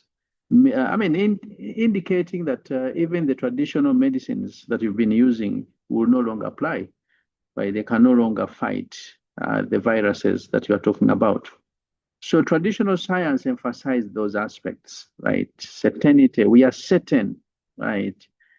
The earth does this. We are certain about this and the other. We are certain about this. But now with the discovery of the black hole physics, for example, things are a little bit different, right? So we move away from there, right? And Popper replaced this with criticism. We must critique, we must criticize, we must falsify, right? And at the end of the day, we pick something that approximates the truth, but we're not even very sure whether it is the absolute truth, but something approximating the truth, which we shall keep on interrogating, right? And of course, also deal with the issue of problem solving. So Popper, of course, emphasizes problem solving. And of course, this shift has a number of implications for you PhD students, and you must think very, very hard, right? Because the other day when I was actually talking about positivism, right, and that is a quantitative philosophical paradigm, you may have discovered that under traditional positivism, right, repeated observations are actually believed to confirm theory, right, conclusively, right? But Popper now is telling you that this practice is actually impossible, right? And that's why I gave you that example. But I can give you another example for some of you who have a procurement-oriented background, right? If you observe thousands of successful public procurement system, right? Now, this does not prove, right, that the procurement reforms always succeed, because you have seen one in China, right? And the Chinese have done a great job, right? And the procurement system in China has actually survived, and therefore things are right, because in China, their systems are really fantastic. And it's true that they have good systems. If you go to the US, they also have good systems, right? Including some African countries, they have good systems. Now, if they have good procurement systems, that does not necessarily translate, right, into success, right, or successful procurement systems, and assume that reforms, right, will work, right? So that's why I'm saying that observing thousands of successful public procurement systems does not necessarily prove that procurement reforms always succeed. There are certain countries, and in fact, a good example is our country, where we've had procurement reforms, but they all have issues, right? And of course, what Papa is telling you that if you're a positivist and that's your thinking, that thousands and thousands will prove things right, he says that one contradictory case may actually expose important theoretical weaknesses. And that's why, for him, he believes moving from final truth to approximation to truth, right? Because approximation to truth is very, very important, because science never reaches perfect certainty, right? We continue to look for these things. Right. That's why the other day I think you saw me asking a question. Our colleague who was in the audience from College of Health Sciences, asking him on average how many liters of, for example, blood does an average human being has, and he said, well, roughly about 5 liters. And I said, but when you prick, right, you get a sample blood, right? What is the quantity? And he said about 2 mils to around 5 mils. I said, fine, right? So in other words, at the end of the day, right, how can you say that is representative? And you have sampled one part of the body, and that could be a finger, and you've taken 2 mils and you have tested. And therefore, your findings might actually be wrong in that case. But because this has been used over and over again from time immemorial to today, that does not make that correct, actually, and giving perfect results, right? So the day you discover only one case that is going to deviate from this will create problems, right, as you can see. So that's why Popper believes in the movement from final truth to approximation to truth, right? And he says that is very important because science will never reach perfect certainty. Instead, that science of yours will progressively develop, right, stronger explanations with time, right? And I can give you another example, by the way, from medicine, right? And bring in what we call the contemporary example, right? In medicine, for example, you are all aware, right, that scientific understanding of diseases, right, actually constantly evolves, right? Let me just give you an example. If you look at ulcers, right, the earlier treatments for ulcers emphasized stress and diet, right? But later evidence actually revealed, right, that there was a bacteria, right, that they call the Helicobacter pylori, right, bacteria, right. And of course, that demonstrates the progress in science, that initially people believed, right, that maybe it is stress that causes ulcer, and maybe dietary issues that cause ulcers, but now they are telling you there is a bacteria, right? So as you can see here, scientific progress actually occurred because prior assumptions right, about ulcers were critiqued, right? And therefore, new developments came up. So, but even then, as we speak today, we are saying this is tentative because things could actually change. Right. So, I'm asking you a question now that you see there's an activity. Again, I will give you an opportunity to speak, right? And I'll take maybe around 2 to 3 people, right? If you look at your area, right, where you're undertaking your study, right? What are the dogmatic assumptions that continue to dominate your discipline, right? Despite contradictory evidence in your discipline, there are certain dogmatic, right, assumptions that seem to be dominant. Even when you've got contradictory evidence, people will continue believing those particular things. So I can now open up. Please unmute and speak and tell us. We all want to learn from you. Right? Who will go first? Yes, Prof. Please go ahead. Hello? Medad, go ahead. Thank you, Prof. Thank you, Prof. There is this theory. It's a macroeconomic theory that we need to, that equation, investment plus savings plus that is equal to growth. That's the thing. And me, I'm like, look at an ordinary Ugandan, majority, who are struggling even to get what to eat. How do you expect such people to save, invest, and grow? I see that theory not relating with the reality. Okay. So I think it has to be framed because I don't see it resonating with the reality. Someone is struggling to put food on the table, but you're telling them they need to save, they need to invest and grow. It doesn't make sense. Thank you. Okay, that's very good. It's an observation. You people are experts in your areas. Others will come up with the perspectives of the per capita, right? But of course, the consumption investment, right? Government expenditure and so forth. Those are issues that you'll find in economics, in traditional economics. But again, there are many people who continue to critique. But even after getting those critiques, people will continue to forward, right, and push for those particular perspectives. That's right. Daniel, over to you. I just want to respond to his concern. I think the assumption in that conversation is that at the end of the day, the individual's income matters.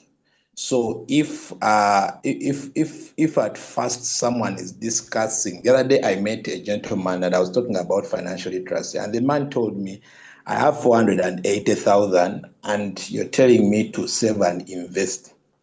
Why? How can I do this with my 4 children and a wife? So the argument moved from doing that to asking, what can you do with what you have? And that was now him having the land. And if you look at our president talking about the 4-acre model, the man had 4 acres. So in that assumption of him increasing income, then possibility, then the theory still stands. Okay, I will not really join the debate at the moment, but it's like finding a Muhima man with around 1,000 heads of cattle, right? And the fellow doesn't have shoes. The fellow has a walking stick and is moving behind his cows. And you say because he lives on less than how many dollars a day, the fellow is very poor. But each of the cows about 8 million. If you multiply by 1,000, the fellow is even much richer than you, who spends maybe $10 a day.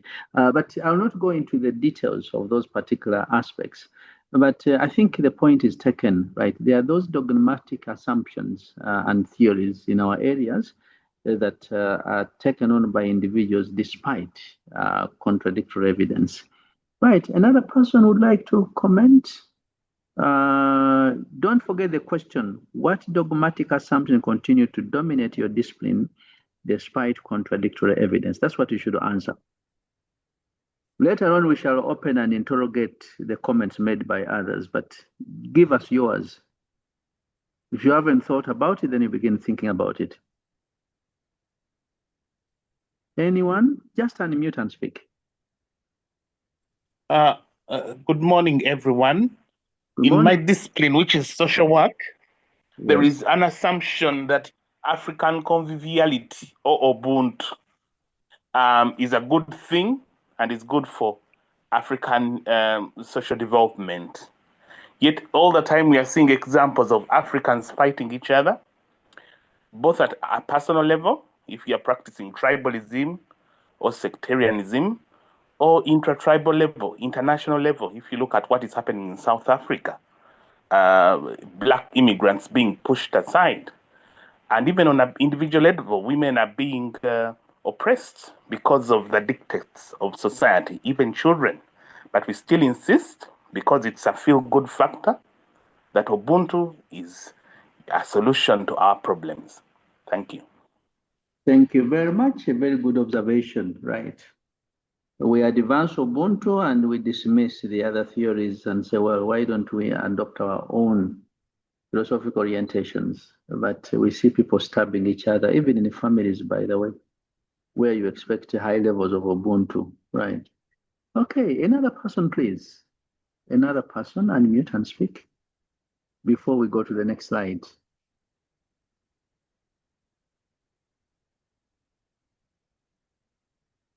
Hello?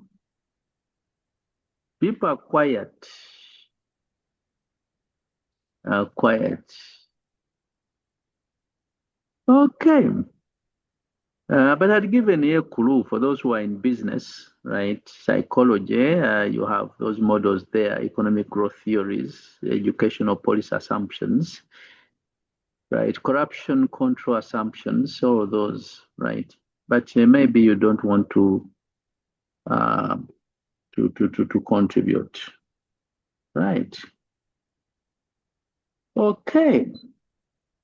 So let's go to more or less, right? This will lead us to the scope of the book, I hope so, right? Why Popper matters, right? And then why Popper matters will take us to the assumptions, right? Actually, not the assumption, but the scope of the book, right? As we can see there. And maybe we might stop at some point so that next time we begin getting deep, right, into the subject matter, right? Why do I have to bother about Popper, ladies and gentlemen? I mean, I've given you the ideas, right, that Popper presents, an overview, right? So why his work matters, that it feeds directly into your PhD work, right? Because we know very well that a doctorate, ladies and gentlemen, is fundamentally different from undergraduate learning and master's learning, right? As I said earlier on, at the undergraduate level, students often reproduce existing knowledge. And that's the kind of training that we've taken our people through. A few days ago, I was having a discussion with someone who was talking about the new curriculum at the O level and the A level.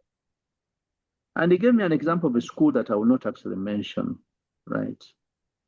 But he was saying, and I don't know whether the information he gave me is correct, right? Maybe this person has children there and he has had discussions, right, with the management and the teachers and the rest of it. The fellow said, well, what the school does, right, and remember this is a parent, that they actually teach the old content they had, and they pump students with the material, cram and reproduce, right? They do that in senior 1, senior 2, by senior 3, they are done with the curriculum. Senior 4, actually, I begin towards the end of second term of senior 3, they start now teaching them how to answer these questions, because now they are, for them, they think that the type of teaching, right, the curriculum never changed, but it is the way questions are set that actually changed. So they now begin teaching them how to use that material they had crammed to answer these questions. Right, and the fellow told me everybody in that school gets an A. And I said, oh, wow, I'd never thought about that. Me, I thought that curriculum had actually changed significantly, and that they were actually following the competence-based curriculum. Right, but you can see, right, what is happening. Now, that is one person, right? And for me, I cannot say that can represent what is happening elsewhere, but that's what he said. So I'm just, again, re-echoing, right, ideas that are more or less similar to that, that at the undergraduate level, yes, first of all, secondary level, primary level, secondary level, undergraduate, you teach students to reproduce existing knowledge. They do not actually critique anything. At doctoral level, things begin to change, right? And that's why people who believe that a doctorate is an extension of a master's actually fail to get PhDs. So at this level, scholars are expected to identify unresolved problems, right? At this level, you're expected to critique existing explanations. And for me, when I pick your work, that's what I'll be looking out for, right? You're expected to construct stronger theoretical accounts, right? And you are expected to contribute new knowledge. Now, Popper provides the philosophical foundation for this transition, a transition from your bachelor's, master's to PhD level, right? And that's why students who are very weak at the PhD level, right? And if you want to see a weak doctoral thesis, right, just read through. You see that a student is merely summarizing literature concerning certain constructs. If the fellow is studying climate change adaptation, the fellow is merely summarizing literature on climate change adaptation. Now, if you find someone who has a very stronger Popperian, right, thinking, his thesis, right, will identify contradictions, right? If the fellow is dealing with the climate change adaptation, the fellow will then, right, reframe his thinking, right? Why do adaptation policies fail, right, despite increased climate financing and institutional reforms? So this then, ladies and gentlemen, helps you transform research into problem solving, because you are saying you have the policies in place. Just like in this country, we've got so many laws, we've got so many policies, but certain behaviors continue, right? Like I gave an example of corruption. Despite all those frameworks, corruption continues to thrive, even at high level, starting from parliament up the lowest level. And if the entire system, right, has that element of corruption, right, then what would you expect the lowest person to do on the road, right? That's a traffic officer, for example, right? Or a Ugandan citizen who finds himself in a situation, he's trapped in a situation, the only thing he has to do is to corrupt, right, the other officers that are in charge. So again, you see, you begin thinking in a Popperian sense that yes, we've got policies, we've got laws, right? And even the financing has increased, right, for the justice, law and order, right, sector, and so forth. But how come even within the judiciary you've got this kind of thing, right? And there are also institutional reforms. How come you still have corruption? So this, ladies and gentlemen, right, transforms research into problem solving. So Popper encourages you, right, and me to become intellectually courageous, right? He encourages you to be theoretically disciplined. He encourages you to be critically reflective, right? That we actually think about those things that matter a lot, ladies and gentlemen. So it's important for us to think about those aspects. So this brings us to the scope of the book, right? Again, when you open, right, and then the number of things that you will be able to see, right? Because I have actually met people who somehow say that they read that book, right? Conjectures and Refutations, right? But those people actually mistakenly think that that book focuses only on falsification, right? Now, when you read that book, ladies and gentlemen, it's a broad philosophical project addressing a number of things. It addresses epistemology, it addresses rationality, it addresses politics, it addresses metaphysics, it addresses social sciences, it addresses scientific growth. So the book is well balanced, ladies and gentlemen, right? And I think you know what these aspects are. You'll find there issues of epistemology, right? And I've already told you what epistemology is all about, and I don't have to waste too much time talking about epistemology. But Popper's book examines how human beings, right, acquire knowledge, how they justify knowledge, and how they criticize and improve knowledge. And Popper argues that knowledge grows through conjectures, knowledge grows through criticism, and knowledge grows through correction of error, right? Rather than through trying to verify, right, that kind of knowledge.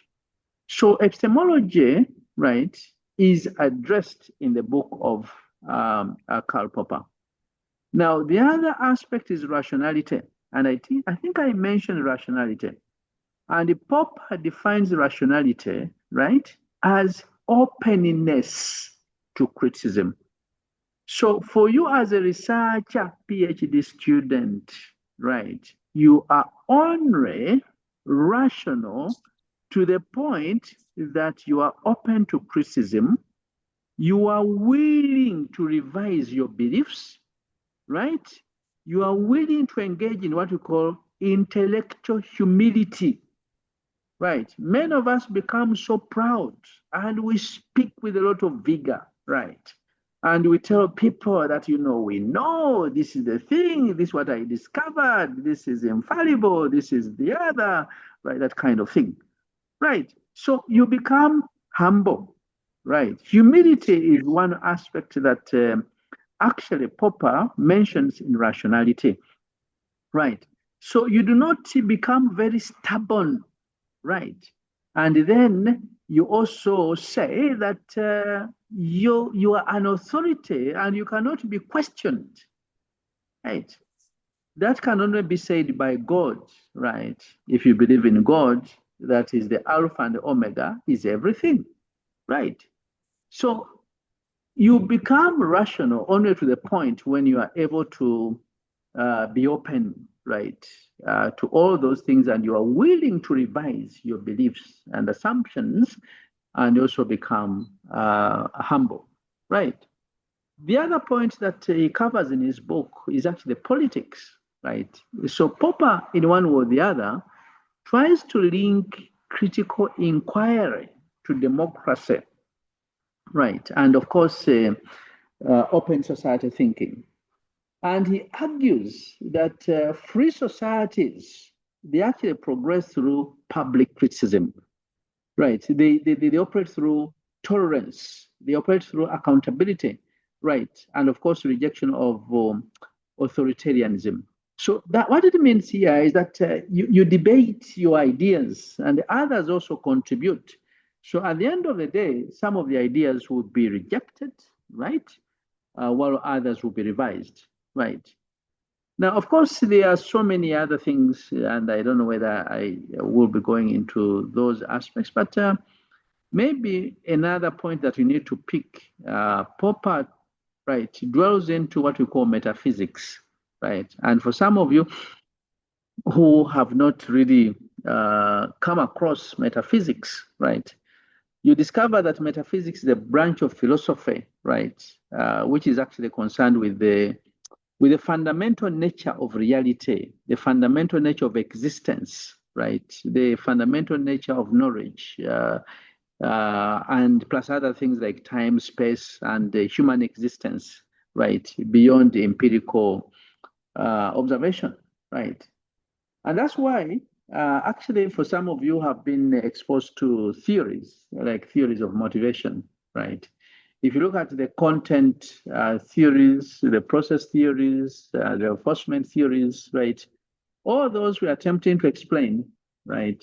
Individuals, but from the underlying needs that people have needs and so forth, right? But I want to tell you that those theories that you know, right? There is another scholar, actually I've forgotten his name, I would have given you his name, who challenged that, and there's a new book that is actually written, right? And for him, that scholar, he believes that there's a difference, right, between animals and human beings, right? And he says instead of looking at the deficiency needs, in fact, all the content theories, the process reinforcement look at the D needs, the deficiency needs of individuals. For him, he proposes what he calls the B needs, the being need. So there's a difference between, for example, a dog and a person, right? So you cannot compare us to dogs and animals where you talk about the deficiencies, right, within the individual, right? So that's being, right? And he actually introduces other needs, right? So can someone help us to mute that person, right? And that's why he introduces the transcendence. I think that's I may not have pronounced it properly. Transcendence needs, right?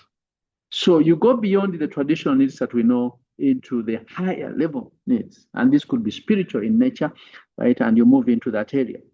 So the metaphysics also talks about the existence of certain things. When you talk about tree, that's a tree. First of all, how sure are you that is a tree, right? You say, well, but I know the characteristics of the tree over time. Ever since I was very young, I've been told this and the other. But who tells you that those are the correct characteristics of a tree, right? You may find that what you call a tree is not actually a tree.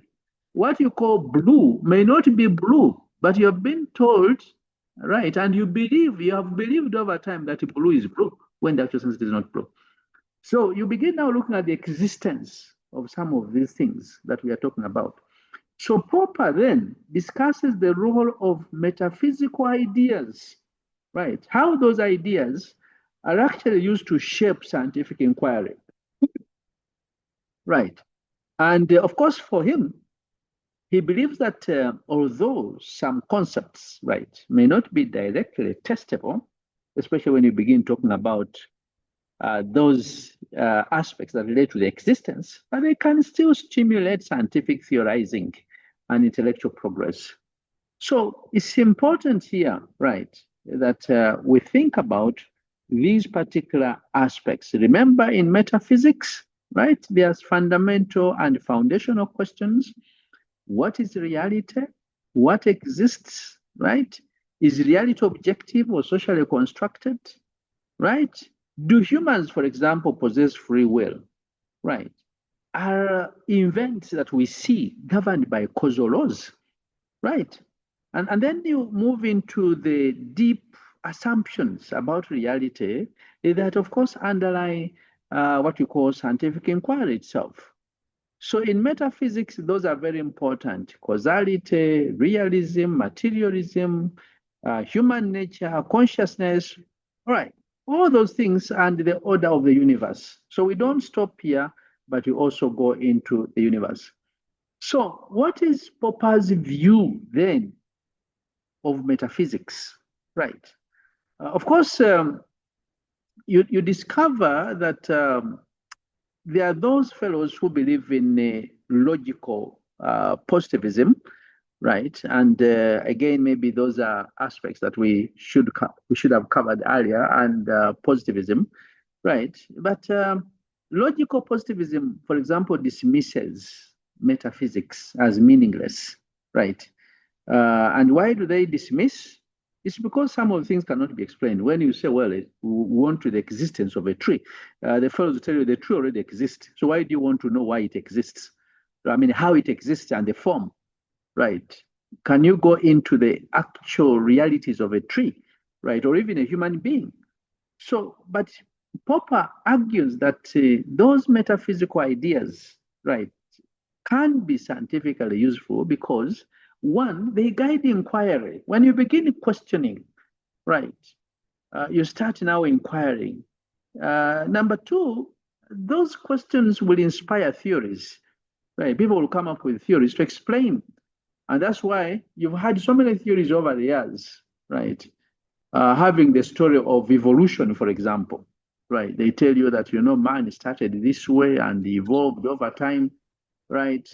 And you can talk to the evolution biologists, right? They will tell you what they believe, and they also exist, and there's a field, right, in that particular area, right? But these are very important because these questions, according to Popper, shape research programs, right? They stimulate scientific discovery and so forth, right?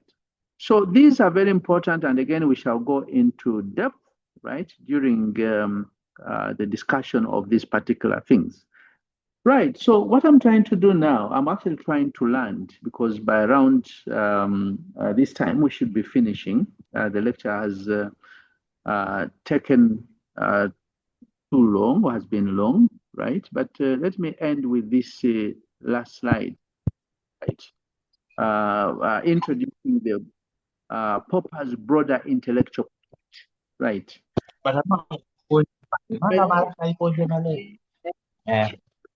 Shepard, please mute. Can someone help me to mute Shepard? Right.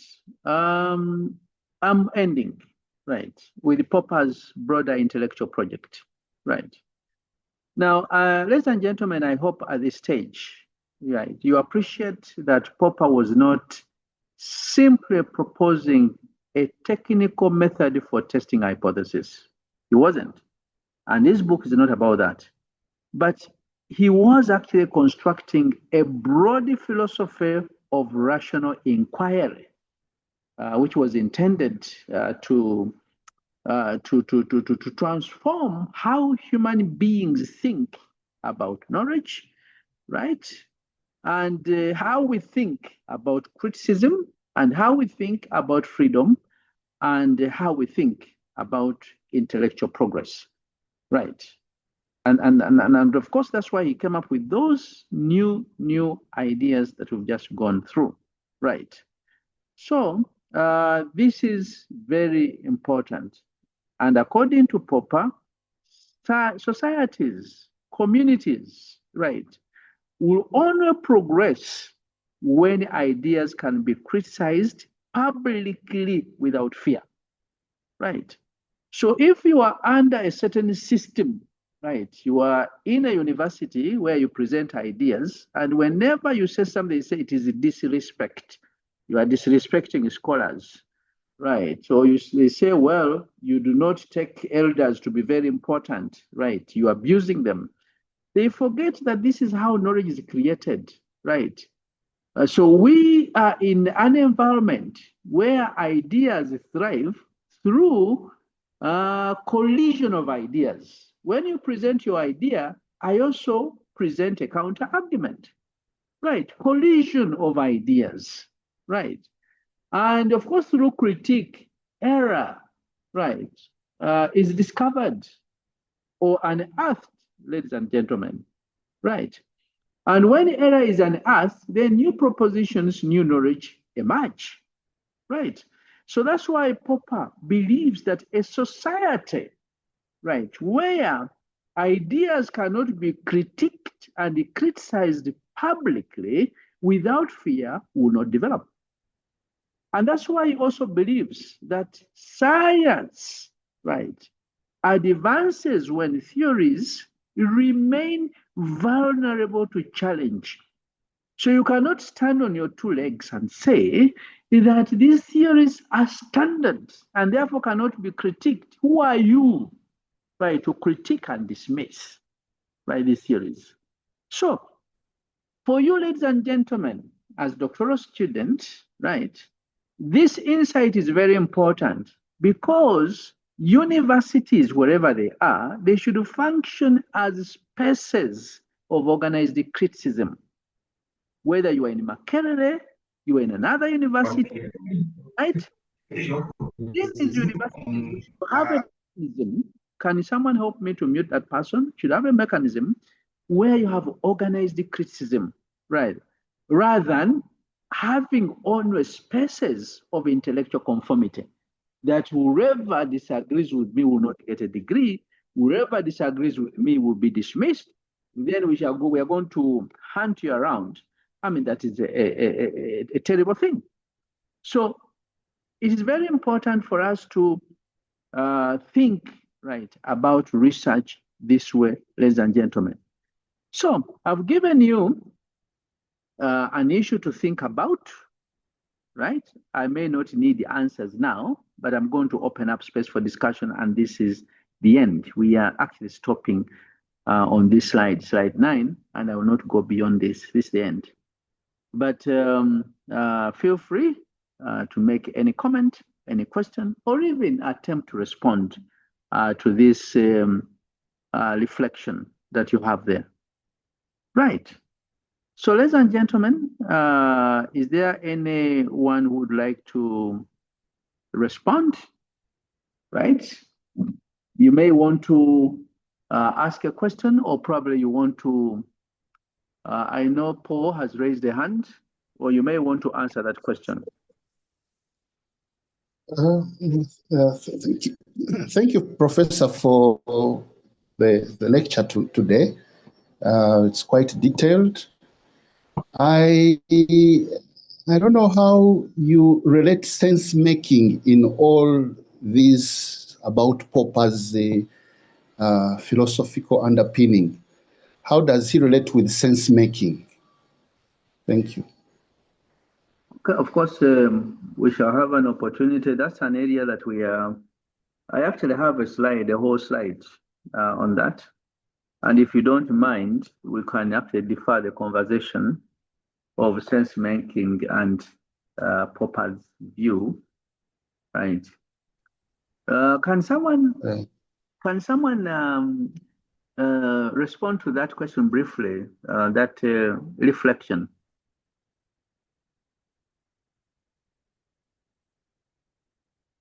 Right, there are about 4 issues there. And the first issue, as you can see, can universities or a university become intellectual authoritarian? That's one. And what happens when supervisors discourage criticism? And can academic traditions suppress innovation? Right, entirely, Rashid.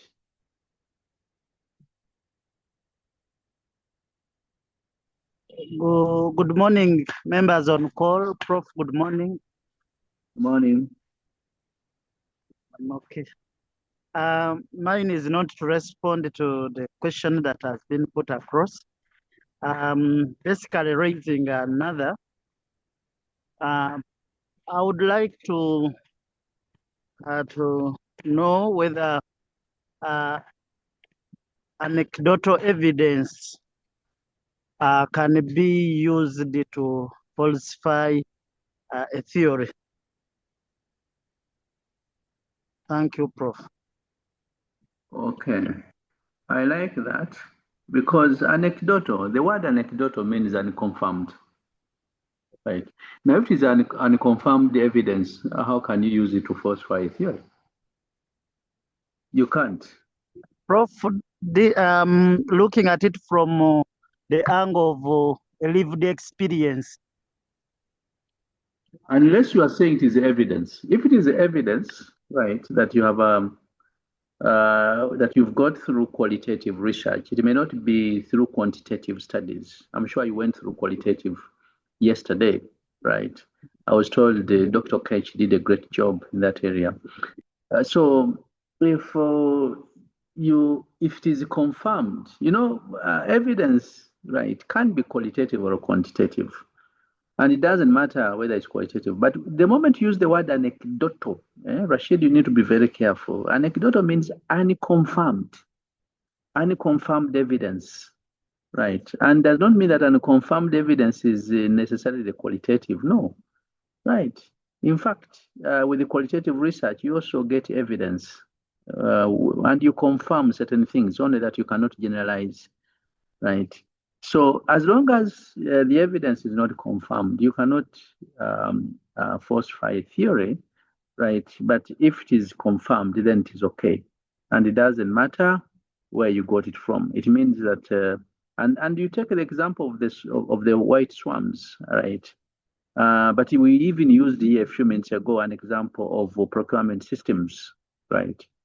That are working well, and the ones that have. The moment you pick one that is not working well, you are going to falsify. So it doesn't matter whether there are thousands and thousands and thousands of scholars. In other words, your result remains tentative. So even when you have evidence, that means we can still test rigorously and dismiss your idea. Right. Rashid, have I answered your question? Correct, Prof. Thank you, Prof. I saw another hand that has disappeared. Yes, Prof. I think mine is on the reality of if we do not encourage criticism, then we are headed into getting blind as human beings, because from critical thinking, then people start asking questions, which then push scholars into research. But I think the biggest challenge comes when someone looks at what an area being challenged or being criticized, and it is maybe the foundation of everything that they have believed. That is from the place of from the place of those who are opposing. So when it comes to that point, most times you find that if we have that mind, because you're trying to defend what is the foundation of your PhD as someone who's opposing, then you'll find that you're going to suppress innovation. In soccer, they think such it should be different for challenging it. Thank you. Okay, thank you very much. I think we've had, and let me just make a summative statement related to the things that you people have said and related to our reflection there. Yes. I know that some universities can become intellectually authoritarian. Right? Someone help me to mute those individuals. Please, I gave so many of you. Please help me to mute. Help me to mute those individuals. Right. So some universities, as I said, can become intellectual authoritarian, especially when they discourage open criticism, right? And they also suppress alternative viewpoints. And that's why for me, whenever I receive students, I listen to them, incidentally. I do not look at the topic and then say, you man, right, can you change to this topic? This one cannot be researched. I listen to you, right, because I don't know what you want to do, right, and I have no idea, and you've been reading and you are very passionate about your concept. So I'll listen to you, right? So, but if you have individuals and universities that treat certain theories and methodologies and even scholars or institutional positions as unquestionable, you have a problem. And in such environment, intellectual conformity replaces critical inquiry, and then scholarship becomes defensive rather than exploratory, right? So you need to think, right, very, very, very hard, right? And again, listen to those people and see where they are. And of course, when supervisors also discourage criticism, doctoral students may become intellectually dependent, right, rather than independent scholars. For me, I would be very happy if I supervise you today and tomorrow I find you as a professor. I'm very happy. And I'm very happy because I think I have 10 professors behind me that I've supervised, right? And they were, right, after getting their PhDs, they went through and they are independent researchers, right? I don't hold anything back, right? I make sure that I take you through the entire process. I even teach you how to analyze the data. We sit together. It's a PhD is a mentorship degree.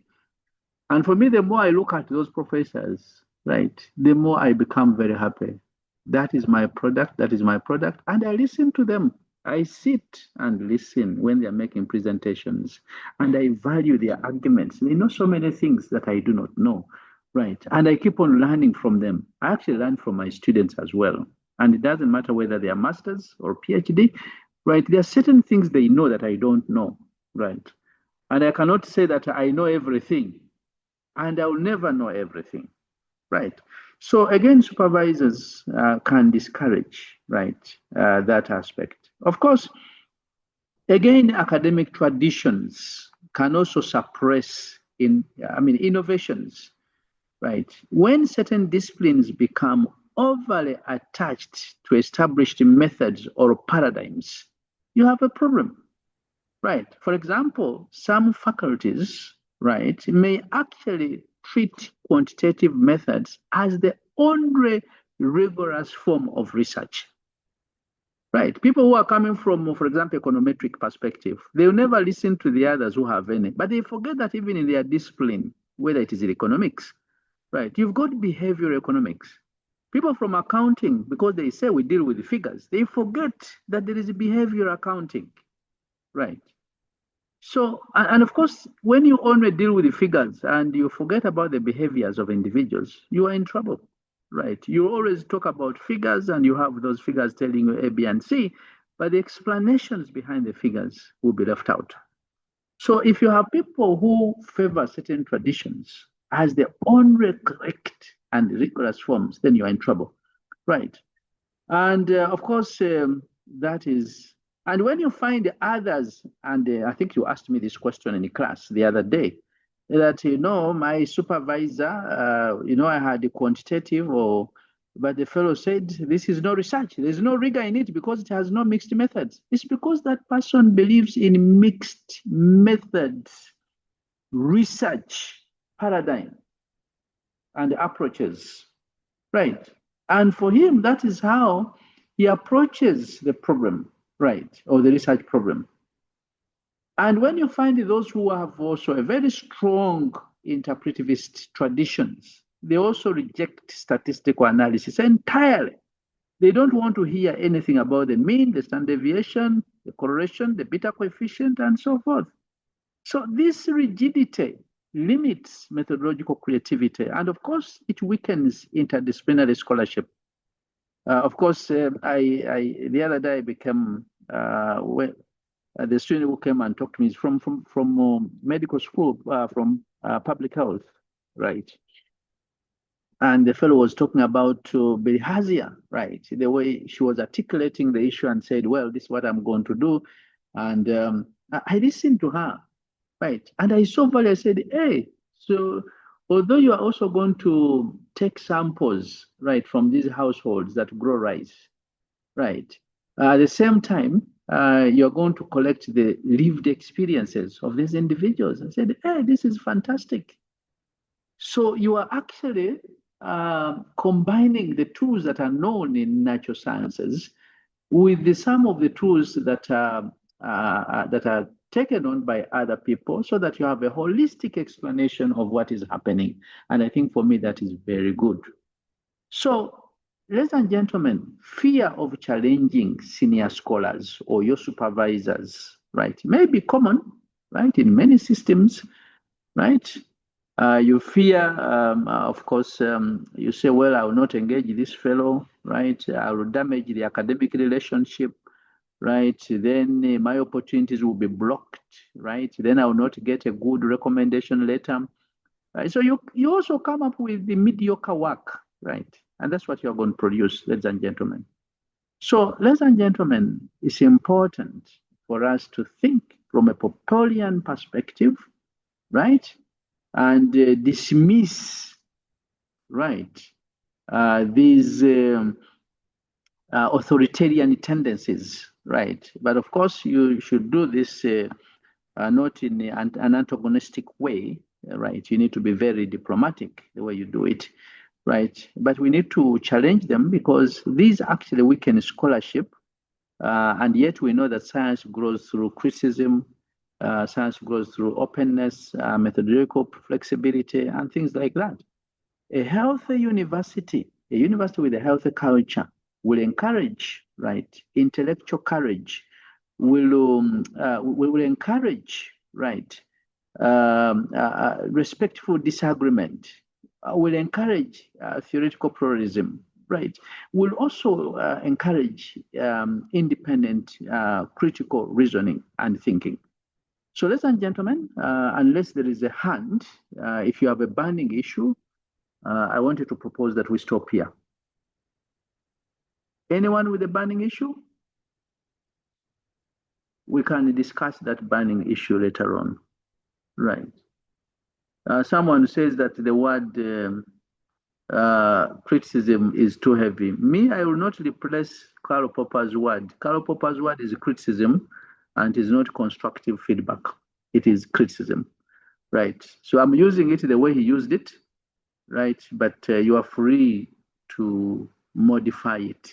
So I'm giving it to you the way he gave it. Right. Any other, Amina? Yes, Prof. Thank you. Thank you so much for the lecture. Kindly help us remind us about the date of the research discussions we talked about at the beginning. I am not sure I have understood your question. You said the result of 4 to 10. Sorry, 4 a.m. to 5 a.m. And then the others. Yeah, you are talking about the lectures. Yes, tonight there will be some lectures. We always have them every Sunday. So you don't have to wait for an invitation if you want to join. There are usually 2 sessions. One, student sessions. Students meet and discuss their own ideas. Once in a while, you might have an experienced researcher or professor attending to listen in to what you are discussing. But sometimes you may not have any professor there. But that session begins from 4 to 5. That is student session. Now, the one for where you have professors speaking or students presenting their work and they are critiqued by professors, that one happens between 5 and 6 a.m., not p.m., a.m. All this happens at night. Right, but you use the same link. Right, Amina, I think I've answered your question. Is Singoma yours the last one? Yes, Professor. Yes, sir. Professor, I want to appreciate for this great lecture I've been following. I've been since Monday. Professor, I need to bring to your attention that the mindset, it is not the same how it was before Monday or before today or before this great week. I really want to appreciate. Thanks for your great guidance, and some of us are going to look for you so that we we can get this kind of encouragement more. But we are really grateful. Thank you so much for the lecture, and thanks so much for being a parent as well.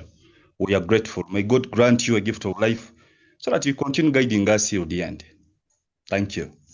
Thank you very much, Fenekans. I appreciate your comments. And ladies and gentlemen, we've come to the end of this session, and I wish you a nice afternoon, a nice weekend. Let us meet again next week at Makerere University Main Library, where we shall be discussing issues of quantitative, or what you call, sorry, not quantitative, but advanced research methods, not philosophy of science. Bye. Enjoy your Thank you, Prof. Bye-bye. Thank you, Prof. Thank you, Prof. Thank you. Bye. Bye.